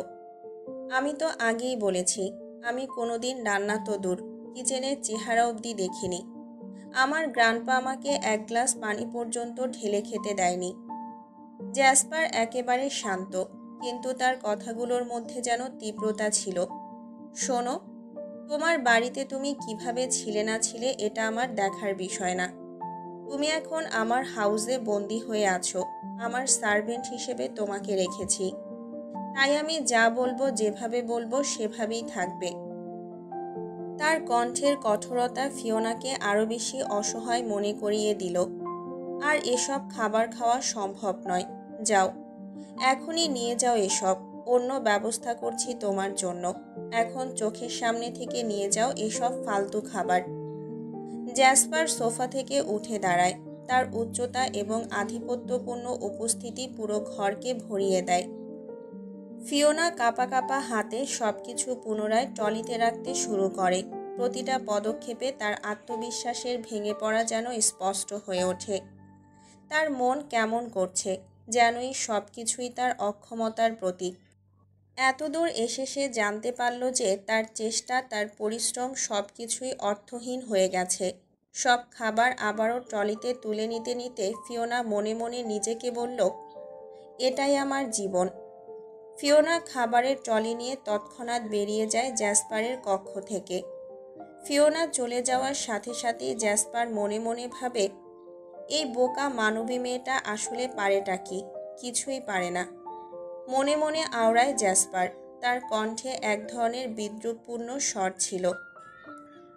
ফিওনার বিদায়ের পরপরই জ্যাসপার দ্রুত লিভিং রুমে প্রবেশ করে। সেখানে পৌঁছে দেখতে পায় কেউই খাবার স্পর্শ করেনি। পুরো ঘর জুড়ে খাবারের বিষাদময় গন্ধ ভাসছিল, যা তার ধৈর্যের শেষ সীমায় নিয়ে আসে। তার কঠোর দৃষ্টিতে চারপাশটা এক নিমিষেই নির্জীব হয়ে ওঠে। তিনি ঠান্ডা কণ্ঠে আদেশ দেন, থারিনিয়াস, শহর থেকে যথাসম্ভব তাড়াতাড়ি খাবার নিয়ে আসো। এই খাবার আমাদের খাওয়ার যোগ্য নয়। থারিনিয়াস দ্রুত বেরিয়ে যায়, কোনো প্রতিক্রিয়া না জানিয়ে। অন্যদিকে জ্যাসপার হালকা পদক্ষেপে বাড়ির পেছনের দরজা দিয়ে নিঃশব্দে বেরিয়ে যায়। তার লক্ষ্য গোপন ল্যাব, যেখানে শুধুমাত্র অল্প কয়েকজনের প্রবেশাধিকার রয়েছে। বাতাসে তার উপস্থিতি যেন এক ধোঁয়ার কণার মতো মিলিয়ে যায়। একাকী সে সিঁড়ি বেয়ে গুহার গভীর অংশে প্রবেশ করে। নিস্তব্ধতায় ভরা ল্যাবটি যেন তাকে স্বাগত জানায়। সেখানে পৌঁছে সে ধীরে ধীরে স্টারলিং ডিভাইসটি চালু করে। ক্লান্ত অথচ দৃঢ়কণ্ঠে সে ড্রাকোনিসের সাথে সংযোগ স্থাপন করে। ড্রাকোনিস, যত দ্রুত সম্ভব পৃথিবীতে অ্যাকোয়ারাকে পাঠান। কণ্ঠে দৃঢ়তা প্রকাশ পেল, মনের ভেতর অসহায়ত্বের সুর ছিল। ড্রাকোনিসের কণ্ঠে অদ্ভুত জিজ্ঞাসা ভেসে আসে, ওকে হঠাৎ কেন দরকার? জ্যাসপার চোখ তুলে তাকায়, যেন উত্তর দেওয়ার আগে একটা গাঢ় ভাবনায় ডুবেছিল। শহর থেকে খাবার আনাটা ক্রমশই ঝামেলা হয়ে উঠছে। থারিনিয়াসের বারবার শহরে যাওয়া আসা লক্ষ্য করলে সায়েন্টিস্টরা ঠিকই ধরতে পারবে যে সে একজন ড্রাগন। এই কারণে অ্যাকোয়ারাকে চাই। ও রান্নার কাজটা দেখলেই নিরাপদ হবে। ড্রাকোনিস শ্বাস নিয়ে বলে, ঠিক আছে, আজ রাতের মধ্যেই ওকে পাঠাবো। ড্রাকোনিস নিরুত্তর কিছুক্ষণ অপেক্ষা করে, তারপর জিজ্ঞাসা করে, আর অ্যাথিরিয়নের কি খবর? জ্যাসপারের কণ্ঠ এবার আশ্বাসের ছোঁয়া পেল। আপনি আমার উপর ভরসা রাখুন, ওকে মুক্ত করতে একটু সময় লাগবে। ঠিক আছে মাইসান, সাবধানে থাকবে। আর মানবদের কোনো রকম ক্ষতি যেন না হয় সেটাও মনে রেখো। ড্রাকোনিসের কণ্ঠে পিতৃসুলভ করা আদেশ ও ভালোবাসা মিশেছিল। জ্যাসপার ধীর চোখে ড্রাকোনিসের কথার প্রতি সম্মতি জানালো। কোনো বাক্য না বলে চুপচাপ ভিডিও কলটি কেটে দেয়। মনে এক অজানা আশঙ্কা, কিছু কঠিন সিদ্ধান্তের ভার যেন প্রতিনিয়ত তার বুকের পাথরকে আরও ভারী করে তুলছে। জ্যাসপার গ্লাস হাউজে ফিরে আসতেই এক প্রকার বিরক্তির সঙ্গে লক্ষ্য করল, লিভিং রুমে ইতিমধ্যে থারিনিয়াস খাবারের আয়োজন করে ফেলেছে। নীরব পরিবেশে তার প্রবেশের সাথেই লম্বা টেবিলে সাজানো রকমারি সুস্বাদু খাবারের দৃশ্য। সূক্ষ্ম কাচের বাসনে সাজানো মাংসের পদ, তাজা সবজি আর মশলাদার শস্যের ঝাঁজ ছড়িয়ে পড়ছে। কিন্তু তার ভাবনা সেই দৃশ্যপটকে একটু আলোড়িত করতে পারেনি। জ্যাসপার এক ঝটকায় মাথা ঝাঁকিয়ে আলবিরাকে আদেশ করে, আমার খাবার কক্ষে পৌঁছে দাও। আলবিরা বিনয়ের সাথে এগিয়ে এসে প্রশ্ন করল, প্রিন্স অরিজিন, ওই মেয়েটার খাবার এখন দেব? জ্যাসপার দৃষ্টিতে তীক্ষ্ণতা আর কঠোরতার ছোঁয়া নিয়ে বলল, কোন মেয়েটা? ফিওনা? এক মুহূর্তের বিরতি নিয়ে ঠান্ডা কণ্ঠে পুনরায় বলল, ওকে আমাদের আনা খাবার দেবে না। এটা আমার আদেশ। ওর করা বাজে রান্নাই ও খাবে। এটাই তার শাস্তি। বলে সে আর এক মুহূর্ত দেরি না করে হনহন করে কাঠের সিঁড়ি বেয়ে উপরের দিকে উঠে যায়, যেন তার পায়ের নিচে সিঁড়ির কাঠগুলো বিদ্রোহের আগুনে ফুঁসে ওঠার অপেক্ষায় ছিল। আলবিরা প্রিন্সের আদেশ পালনে নিষ্ঠার সাথে খাবারের ট্রে জ্যাসপারের কক্ষে পৌঁছে দেয়। তারপর শান্তভাবে নিচে নেমে ডাইনিং টেবিলে বসে পড়ে রাজকীয় খাবারের অপেক্ষায়। একটু পরে ফিওনা লিভিং রুমে প্রবেশ করে। খাবারের টেবিল দেখে তার চোখ জ্বলজ্বল করে ওঠে। এক প্রকার তাড়াহুড়ো করে সে টেবিলের সামনে চলে আসে। তার মুখে খিদের ছাপ স্পষ্ট। খাবার চলে এসেছে? আমার খাবার কোথায়? ফিওনা অধীর হয়ে প্রশ্ন করে। আলবিরার মুখে একরকম শীতল নিষ্ঠুরতার ছায়া পড়ে। প্রিন্স আদেশ দিয়েছেন তোমাকে এখানের কোনো খাবার দেওয়া হবে না। তোমার রান্না করা খাবারই তোমাকে খেতে হবে। যাও, কিচেন থেকে নিজের খাবার নিয়ে নাও। ফিওনা যেন ভেঙে পড়ে অসহায়ভাবে, কাপা হাতে কিচেনের দিকে পা বাড়ায়। সে প্লেটে খাবার তুলে নেয়, তারপর ধীরে ধীরে সিঁড়ি বেয়ে নিজের রুমে উঠে আসে। বিছানায় বসে খাবার মুখে দেওয়ার চেষ্টা করে। 1 চামচ খাবার তুলতেই স্বাদে তার মুখ বিকৃত হয়ে যায়। খাবারের স্বাদ এতটাই কদর্য যে থু মেরে সে ফেলে দেয়। নিজের উপর অসীম রাগ আর হতাশায় চরম বিরক্তি ধরে তার। আমি কি সত্যি এতটা অযোগ্য? নিজেকে প্রশ্ন করতে করতে সে 1 চামচ খেতে গিয়ে বিরক্তিতে মুখ ঘুরিয়ে নেয়। তবুও পেটের খিদের জ্বালায় কষ্ট করে আরও কয়েক চামচ গিলে ফেলে, যেন গিলে নেওয়া প্রতিটা খাদ্যকণা তার নিজের গ্লানিকে আরও গাঢ় করছে। খাবার গিলতে গিলতেই চোখের পানিতে ভেসে যায় সে। জলকণা তার গাল বেয়ে গড়িয়ে পড়ে, কিন্তু চুপচাপ নিঃশব্দে। রাতের নিবিড় আধারে পৃথিবীর গাঢ় নিস্তব্ধতা যেন ফিওনার ভেতরের শূন্যতাকে আরও প্রকট করে তুলছে। সে কাচের দেয়াল ঘেঁষে দাঁড়িয়ে নিষ্পলক দৃষ্টিতে তাকিয়ে আছে বাইরে। মনের গহীন কোণ থেকে তুলে আসে স্মৃতির ঝাপসা ছবিগুলো। গ্র্যান্ডপা, মিস ঝাং, লিয়া, লিন সকলেই যেন এক একটা স্বপ্নের মতো অস্পষ্ট হয়ে যাচ্ছে। মিস ঝাংয়ের রোগশয্যা আর গ্র্যান্ডপার উদ্বেগমাখা মুখ মনে পড়তেই বুকের ভেতর অচেনা এক শূন্যতা পেঁচিয়ে ধরে ফিওনাকে। কাচের দেয়ালের ওপার থেকে আকাশ যেন মন্থিত কালো মেঘের সমুদ্র। মেঘেরা ঠায় দাঁড়িয়ে আছে সারি ধরে কোনো বাধা ছাড়া। দেয়ালটা না থাকলে বোধহয় হাত বাড়িয়ে ছুঁয়েই ফেলা যেত এই আকাশের মোহনীয় মেঘের পর্দা। ছুঁয়ে দেখা যেত আকাশের অভ্রান্ত শূন্যতা। হঠাৎই শুরু হয় ঝুমঝুম বৃষ্টি, যেন মেঘগুলো তাদের ভারী বোঝার ধরে রাখতে পারেনি। এখানের আবহাওয়া এতটাই অপ্রত্যাশিত, কখনো মেঘ, কখনো বৃষ্টি, আবার কখনো উজ্জ্বল রোদ্দুর। এ যেন প্রকৃতির নিজস্ব এক খামখেয়ালি খেলা। ফিওনার মনে হয় বাইরের প্রকৃতির বৈচিত্র্যের ভেতর সে যেন নিজের বিক্ষিপ্ত মনকেই খুঁজে পায়। কিন্তু বাইরে যতই বৃষ্টির নির্মল সৌন্দর্যতার সামনে উপস্থিত হোক না কেন, তার ভেতরে জমে থাকা বিষণ্ণতার অন্ধকার কোনোভাবেই মিলিয়ে যায় না। আচমকাই সারা গ্লাস হাউস ভূমিকম্পের মতো কেঁপে উঠল, যেন বিশাল কিছু পাহাড়ের উপর ধপাস করে আছড়ে পড়েছে। ফিওনার বুকের ভেতর আতঙ্কের স্রোত নেমে এলো। সে মুহূর্তেই বোঝার চেষ্টা করলো কিসের এমন প্রচণ্ড আওয়াজ, কিন্তু তার মনে কোনো ধারণাই এলো না। লিভিং রুমে জ্যাসপার, থারিনিয়াস আর আলবিরা বসে গভীর আলোচনায় মগ্ন ছিল।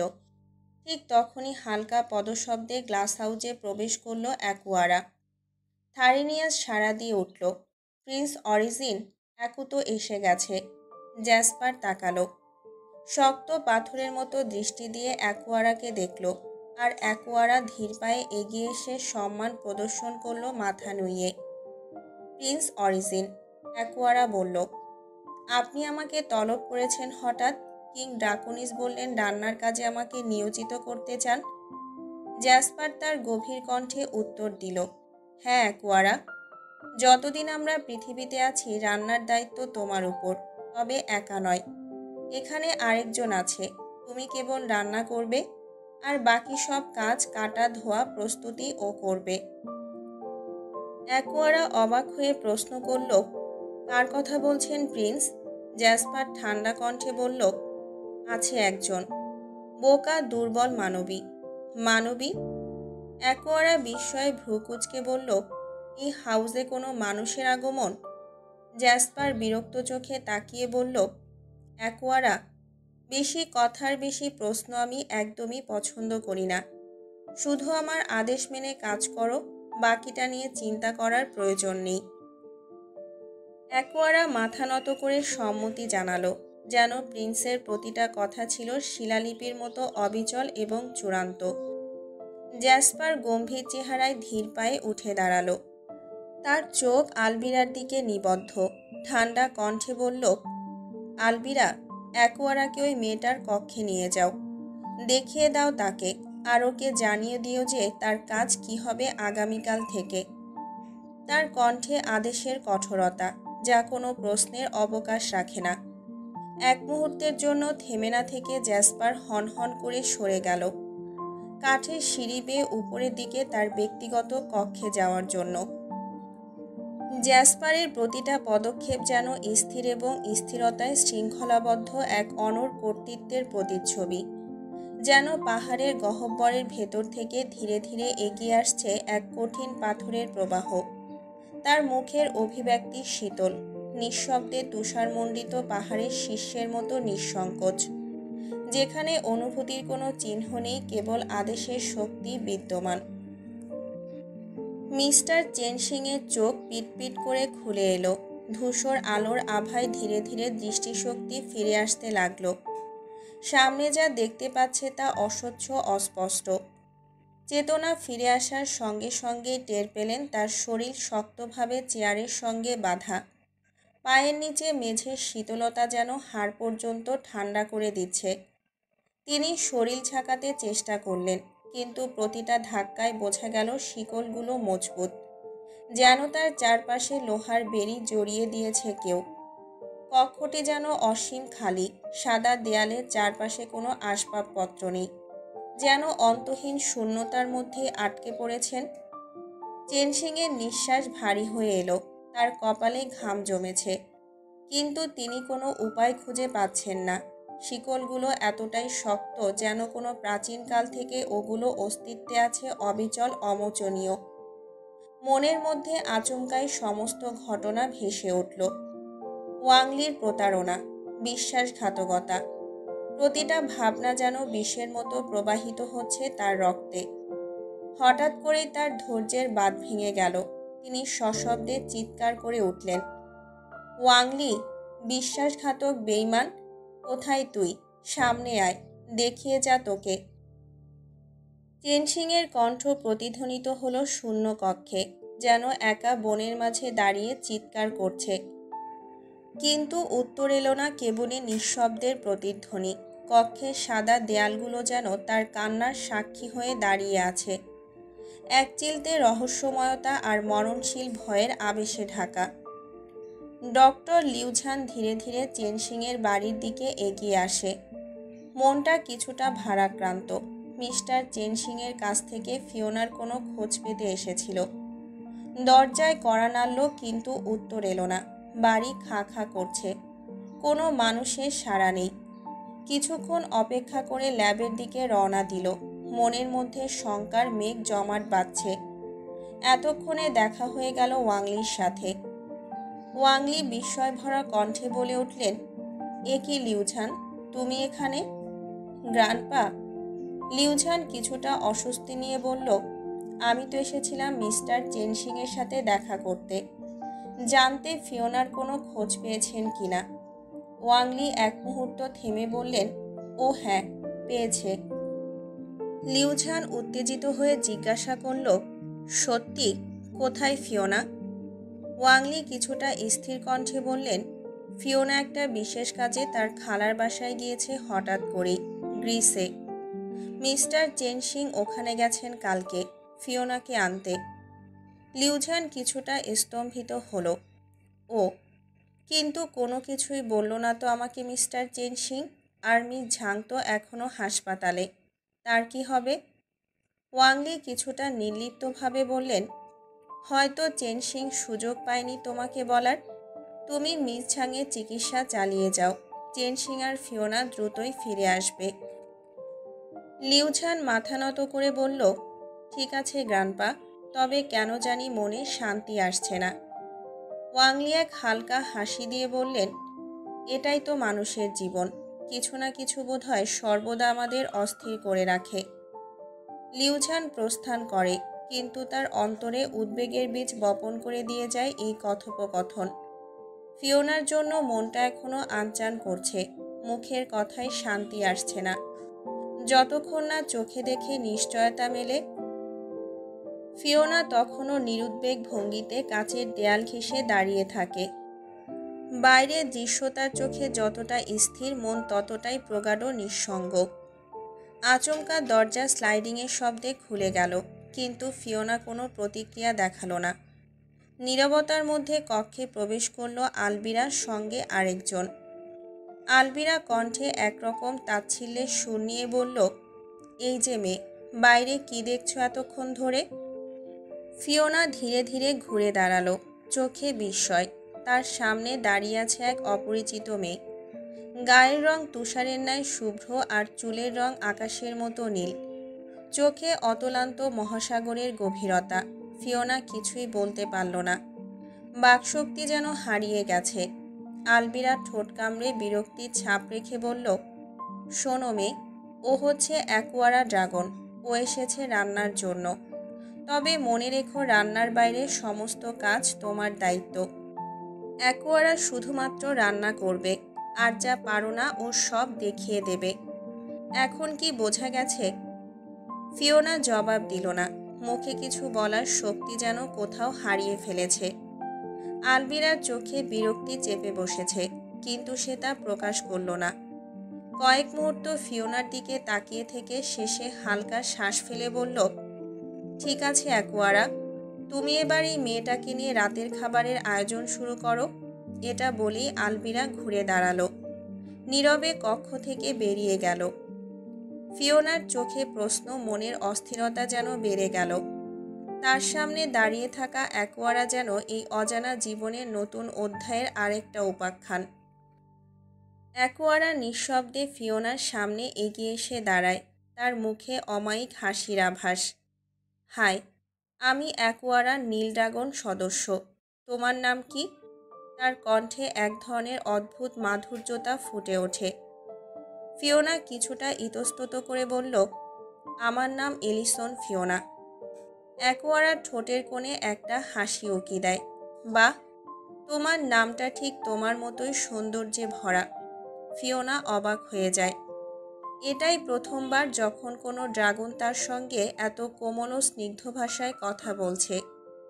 একটু দ্বিধাগ্রস্ত কণ্ঠে সে প্রশ্ন করে, তুমি কি সত্যিই ড্রাগন? অ্যাকোয়ারা ঠোঁটের উপর আঙুল রেখে খেলার ছলে বলে, তোমার কি সন্দেহ আছে? না, কিন্তু এখানে আসার পর থেকে এতগুলো ড্রাগন দেখেছি, কেউ তো এত মিষ্টি করে কথা বলে না। অ্যাকোয়ারার চোখের তারায় এক প্রকার গভীর রহস্য জ্বলে ওঠে। সে ধীর কণ্ঠে উত্তর দেয়, আসলে আমি অন্যদের চেয়ে ভিন্ন। আমাদের কয়েকজন ড্রাগনের মধ্যে মানুষের মতো আবেগ অনুভূতির ফাংশনটা অনেক বেশি সক্রিয়। এটাই আমাকে আলাদা করে তুলেছে। ফিওনার মনে একটু প্রশান্তির ঢেউ খেলে যায়। অবশেষে কারো সঙ্গে কথা বলে শান্তি পাওয়ার মতো কাউকে পাওয়া গেল। সে মনে মনে চিন্তা করে, এই শীতল নিঃসঙ্গ পরিবেশে এমন কারো উপস্থিতি সত্যিই স্বস্তি এনে দেয়। অ্যাকোয়ারার কথার মধ্যে ছিল এক প্রকার কোমল অভিজ্ঞান, যা তাকে অন্য সব ড্রাগনের চেয়ে আলাদা করে তুলেছিল। অ্যাকোয়ারা ফিওনার দিকে একটু মৃদু হেসে বলে, শোনো ফিউ, আমার নামটা বেশ দীর্ঘ আর কঠিন, তাই না? তুমি আমাকে সংক্ষেপে অ্যাকু বলেই ডাকো। আর আমি তোমাকে ফিউ বলে ডাকবো, কেমন? ফিওনা মাথা নেড়ে সম্মতি জানায়। ঠিক আছে অ্যাকু। অ্যাকোয়ারা তার চিরচেনা অমায়িক হাসিটা আরও প্রসারিত করে বলে, আচ্ছা, তাহলে চলো রাতের খাবারের আয়োজন করি। তারপর রাতে তোমার সঙ্গে একটু আড্ডা দেওয়া যাবে। ফিওনা কোনো কথা না বাড়িয়ে অ্যাকোয়ারার পিছু পিছু হাঁটতে থাকে। অ্যাকোয়ারা যে অন্য ড্রাগনদের মতো নির্ভীক এবং তীক্ষ্ণ হলেও তার ব্যবহারে এক ধরনের মনোহর স্নিগ্ধতা লুকিয়েছিল, তা ফিওনাকে অল্প সময়ে টানতে সক্ষম হয়েছে। দুজন একসঙ্গে নিচে কিচেনের দিকে ধীর পদক্ষেপে এগিয়ে যায়। এই নির্জন পর্বতের শীর্ষে গ্লাস হাউজের শীতল নিস্তব্ধতার ভেতরে তাদের পায়ের নিচের কাঠের মেঝেতে প্রতিটা পদক্ষেপ যেন এক ধরনের সঙ্গীত হয়ে প্রতিধ্বনিত হচ্ছিল। রাতের নীরবতা ভেদ করে রান্নাঘরে প্রবেশ করা মাত্রই কক্ষটা যেন কিছুটা উষ্ণতা লাভ করে। ফিওনার মনেও ধীরে ধীরে এক প্রকার স্বস্তির বাতাস বইতে শুরু করে। তাদের সামনে রাতের খাবারের আয়োজন অপেক্ষা করছে, আর রাতের গভীরে জমে উঠবে এক নতুন বন্ধনের গল্প। ফিওনা তখন নিঃশব্দে সবজি আর মাছ কাটতে ব্যস্ত, আর অ্যাকোয়ারা রান্না করার জন্য মৃদু উত্তাপের মধ্যে পাতিলে মনোযোগী। রান্নাঘর জুড়ে ছড়িয়ে থাকা মৃদু শব্দগুলো যেন কল্পনার এক পৃথিবীতে নিয়ে যাচ্ছিল ফিওনাকে, যেখানে বাস্তবতার সমস্ত চেনা ধারণা যেন ক্রমশই ভেঙে পড়তে শুরু করেছে। ফিওনা ধীরে ধীরে অ্যাকোয়ারার দিকে তাকিয়ে প্রশ্ন করে, আচ্ছা অ্যাকো, তোমরা ড্রাগনরা এত খাবার খাও, এই ধরনের পরিমাণ কিভাবে সম্ভব? অ্যাকোয়ারা মৃদু হাসি হেসে বলে, হ্যাঁ, আমাদের রাজ্যে আমরা সঠিক পরিমাণেই খাই, তবে সেই খাবারের পুষ্টিমূল্য পৃথিবীর তুলনায় অনেক বেশি। আমাদের এক প্লেট খাবারে যে পুষ্টি থাকে তা পৃথিবীর 10 পাতিল খাবারের চেয়েও বেশি শক্তিশালী। ফিওনার মস্তিষ্কে তখন একটা ধাক্কা লেগে যায়। পৃথিবীর খাবার? সে এক মুহূর্ত চুপ থেকে আবার প্রশ্ন করে, পৃথিবীর খাবার? তোমাদের রাজ্য বলতে তুমি কোন রাজ্যের কথা বলছো? পৃথিবী তোমাদের রাজ্য নয়।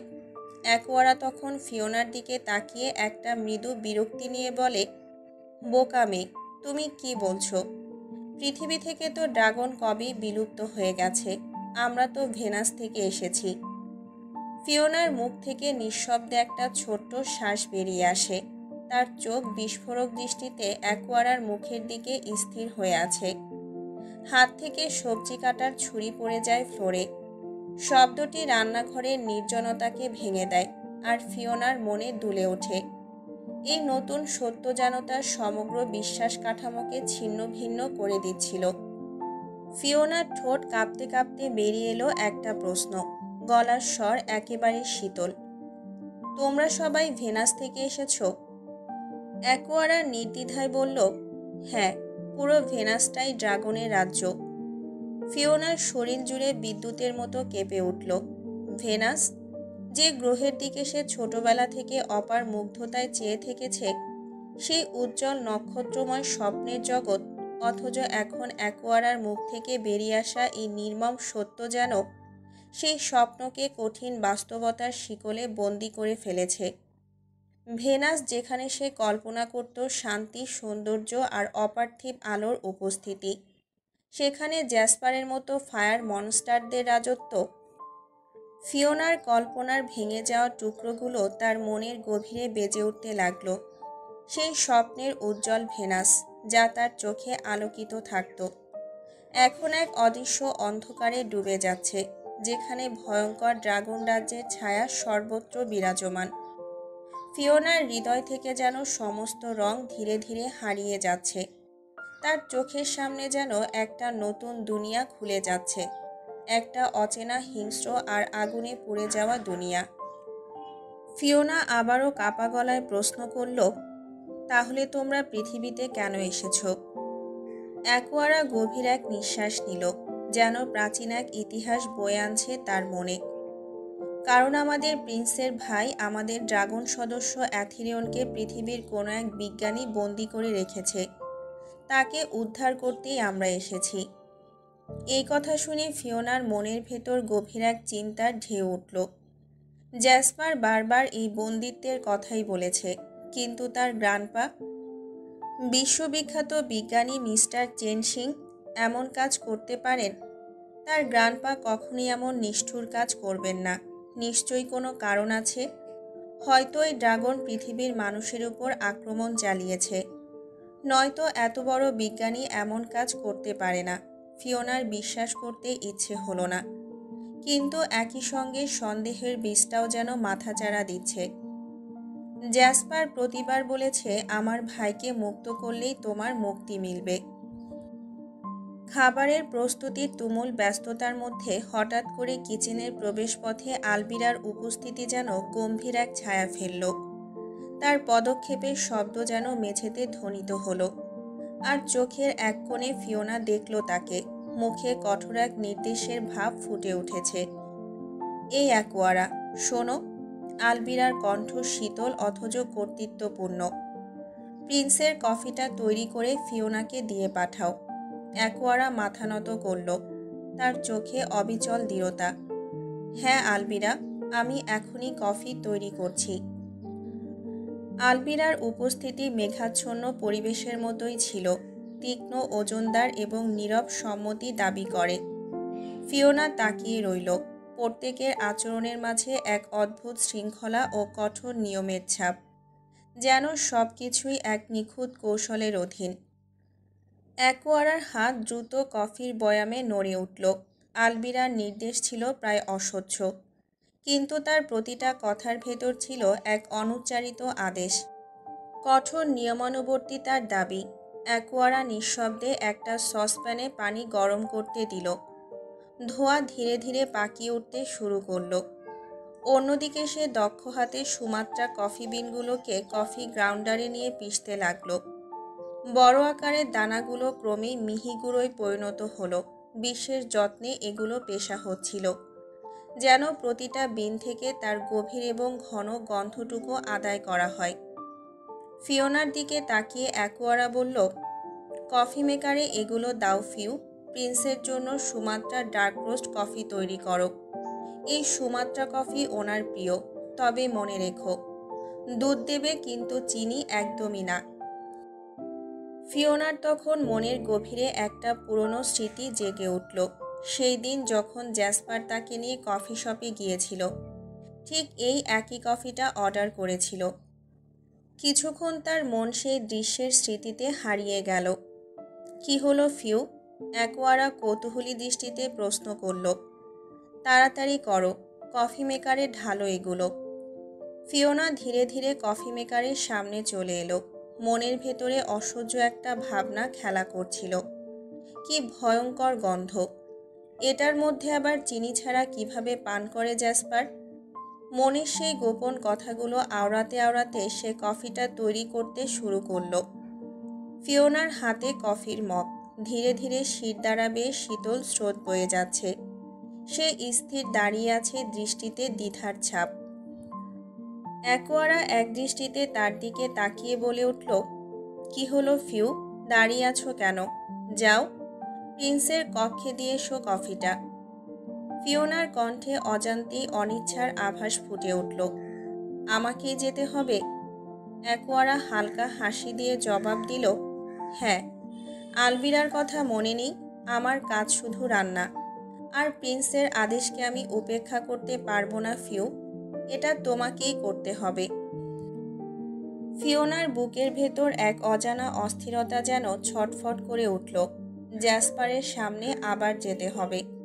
সেই অগ্নিদৃষ্টি, সেই নির্দয় স্বর, যখনই তার সামনে গেছে একরকম শাস্তির মতো মনে হয়েছে সব কিছু।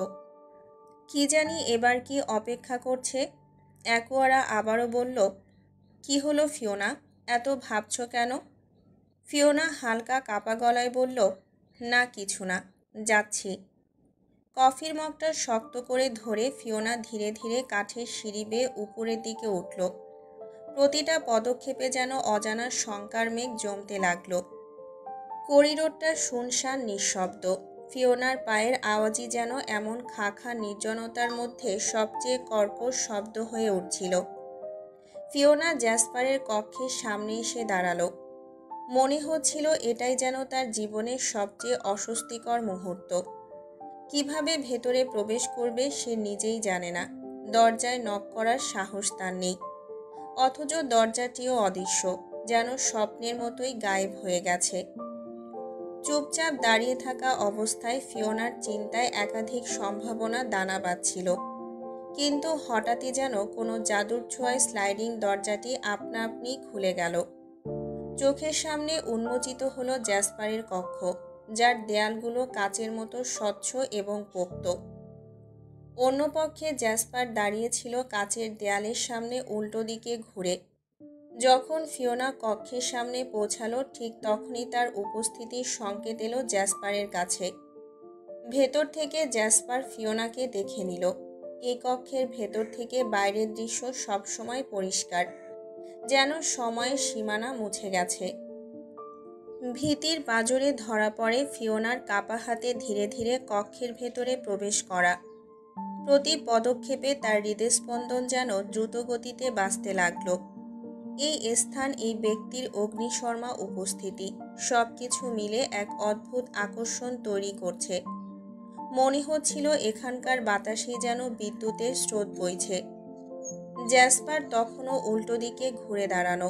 ফিওনা কাঁপা কাঁপা গলায় বলল, আপনার কফি নিয়ে এসেছি। জ্যাসপারের কণ্ঠস্বর যেন ঠান্ডা কাচের মতো এক অদৃশ্য প্রাচীরের পেছনে লুকিয়েছিল। টেবিলের উপর কফিটা রেখে চলে যাও, তিনি নির্দেশ দিলেন। ফিওনা যদিও তার নির্দেশ মেনে কফির মগ টেবিলের উপরে রাখল, কিন্তু সে সেখান থেকে গেল না। সাহস সংগ্রহ করে সে একক প্রচেষ্টায় প্রশ্ন করল, বলছি, আমাকে আর কতদিন এখানে আটকে রাখবেন?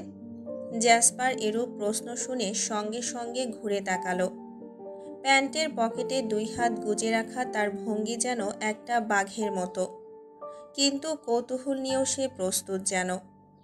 ফিওনার হৃদয়ে হালকা ভয় নাড়া দিল, এক ধরনের শঙ্কা যা ছিল গভীর এবং অদৃশ্য। একদিকে জ্যাসপারের আগ্রাসী প্রকৃতি, আর অন্যদিকে তার ভেতরের অচিন্তনীয় রহস্য। সেই মুহূর্তে ফিওনা বুঝতে পারল এখানে সে শুধু একটি পেঁচানো চাকা, যা জ্যাসপারের দুর্ভেদ্য খেলার অংশ। যথার্থ রহস্যে আবৃত ছিল সেখানকার পরিবেশ।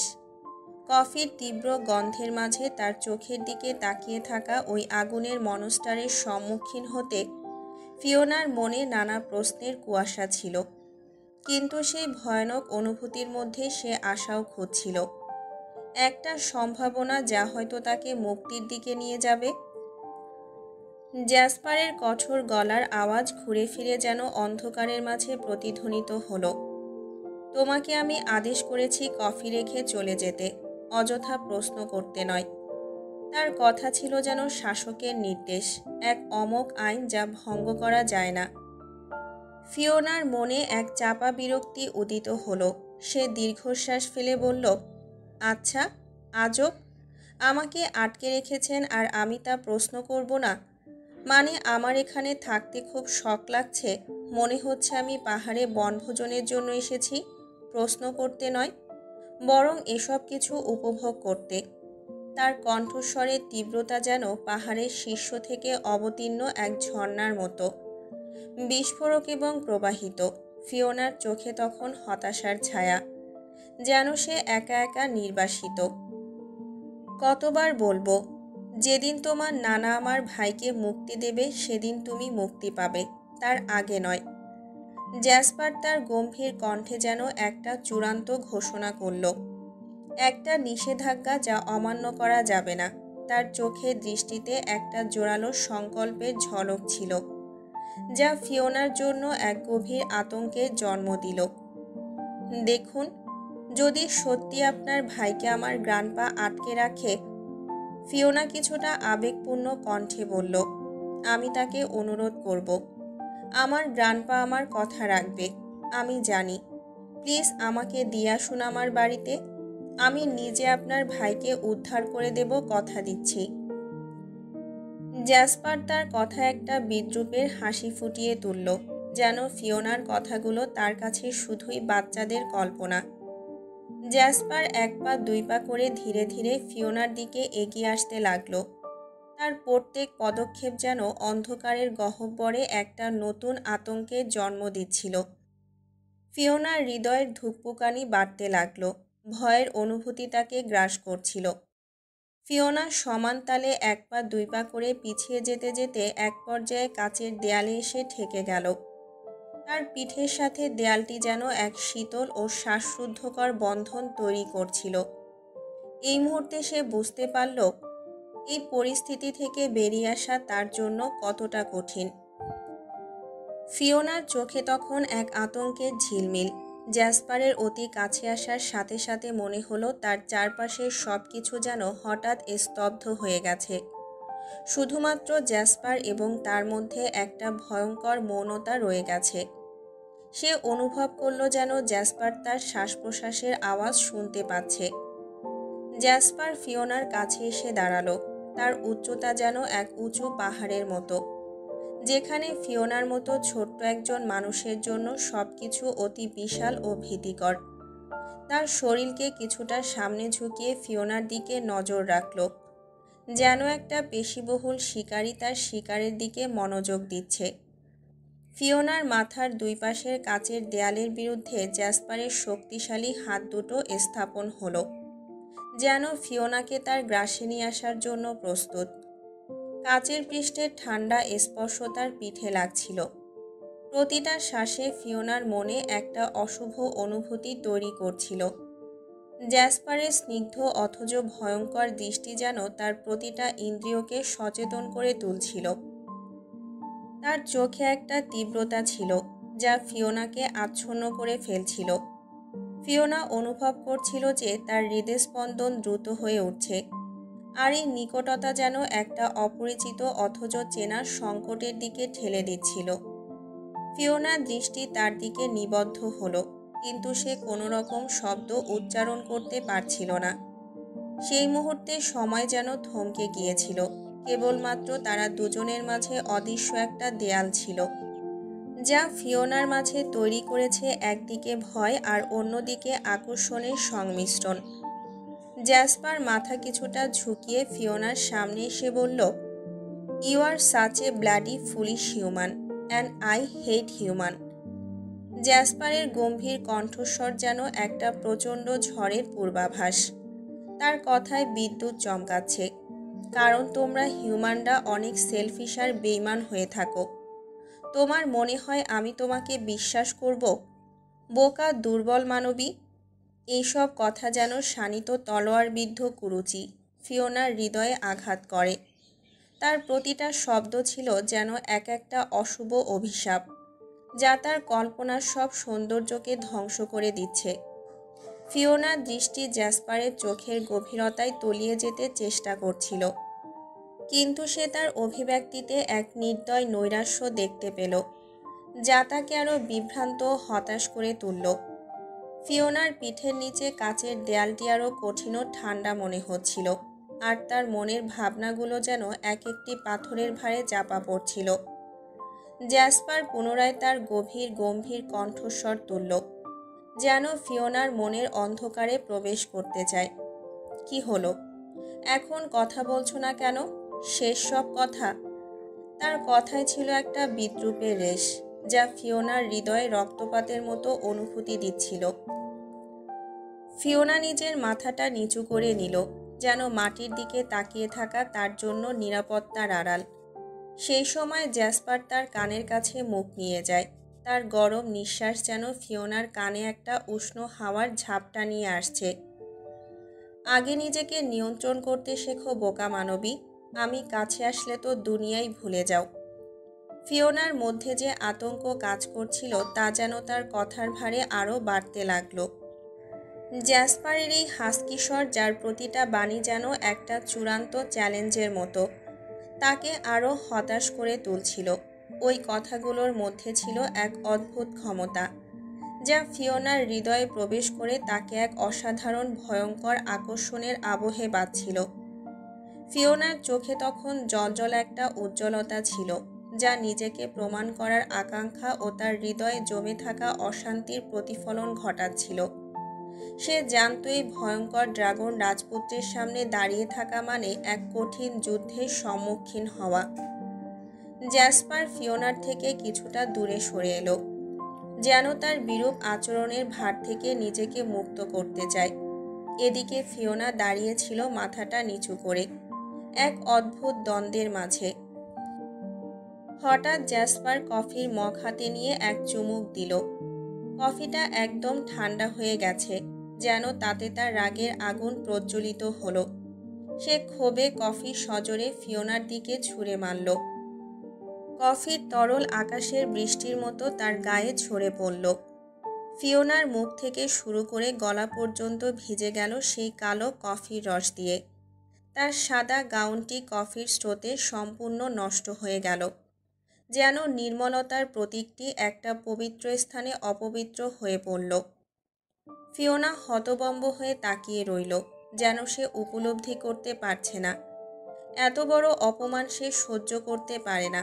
তার চোখে অশ্রুর জল জ্বলে উঠল। রাগ, দুঃখ এবং লজ্জা মিলেমিশে একাকার হয়ে গেল। ফলে তার হৃদয়ের গভীরতা থেকে কান্নার আওয়াজ বেরিয়ে আসতে শুরু করল। জ্যাসপার অমানবিকভাবে বলল, এই মেয়ে, এই কফির মগটা নিয়ে এখনই আমার কক্ষ থেকে বেরিয়ে যাও।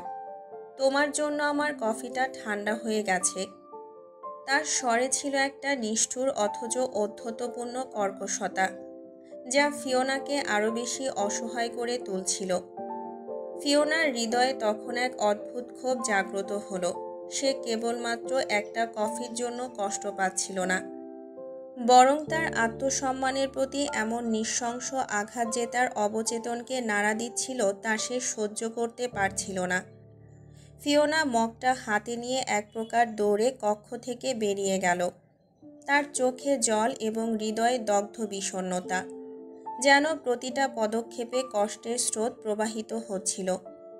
সিঁড়ি বেয়ে নামতে নামতে তার মন কেবলমাত্র জ্যাসপারের অমানবিক আচরণের বিষণ্ণ স্মৃতি দ্বারা গ্রাসিত ছিল। কিচেনে প্রবেশ করে অ্যাকোয়ারা তাকে দেখে আঁতকে ওঠে। ফিওনার হাতে কফির মগ আর তার মুখ ও গলায় কফির দাগে ঢাকা পড়েছে। চমকিত হয়ে অ্যাকোয়ারা প্রশ্ন করল, এ কি ফিও, তোমার এই অবস্থা কেন? কফি নিয়ে পড়ে গিয়েছিলে নাকি? ফিওনা কাঁদতে কাঁদতে উত্তরে বলে, তোমাদের প্রিন্স আমার উপর কফি ছুঁড়ে মেরেছে। অ্যাকোয়ারা বিস্ময়ের সাথে জিজ্ঞাসা করে, কি বলছো? প্রিন্স এটা করেছে? কিভাবে সম্ভব? আমাদের রাজ্যের রুলসে এসব করা তো নিষিদ্ধ। তাহলে উনি তোমার সঙ্গে এমন আচরণ কেন করলো ফিউ? ফিওনার চোখে শুধুই জল, সে শুধু কেঁদেই যাচ্ছে, যেন কোনো উত্তর দেওয়ার মতো শক্তি তার মধ্যে অবশিষ্ট নেই। তার মন খারাপ, পুরো পরিস্থিতি তাকে অতল অন্ধকারে ডুবিয়ে দিয়েছে। শেষে কফির মগটা কিচেনে রেখে ফিওনা এক প্রকার দৌড়ে কিচেন থেকে বেরিয়ে যায়। তার উদ্দেশ্য একটাই, নিজের কক্ষে ফিরে যাওয়া, যেখানে অন্তত কিছুক্ষণ একাকিত্বের নিরাপদ আশ্রয় পাবে।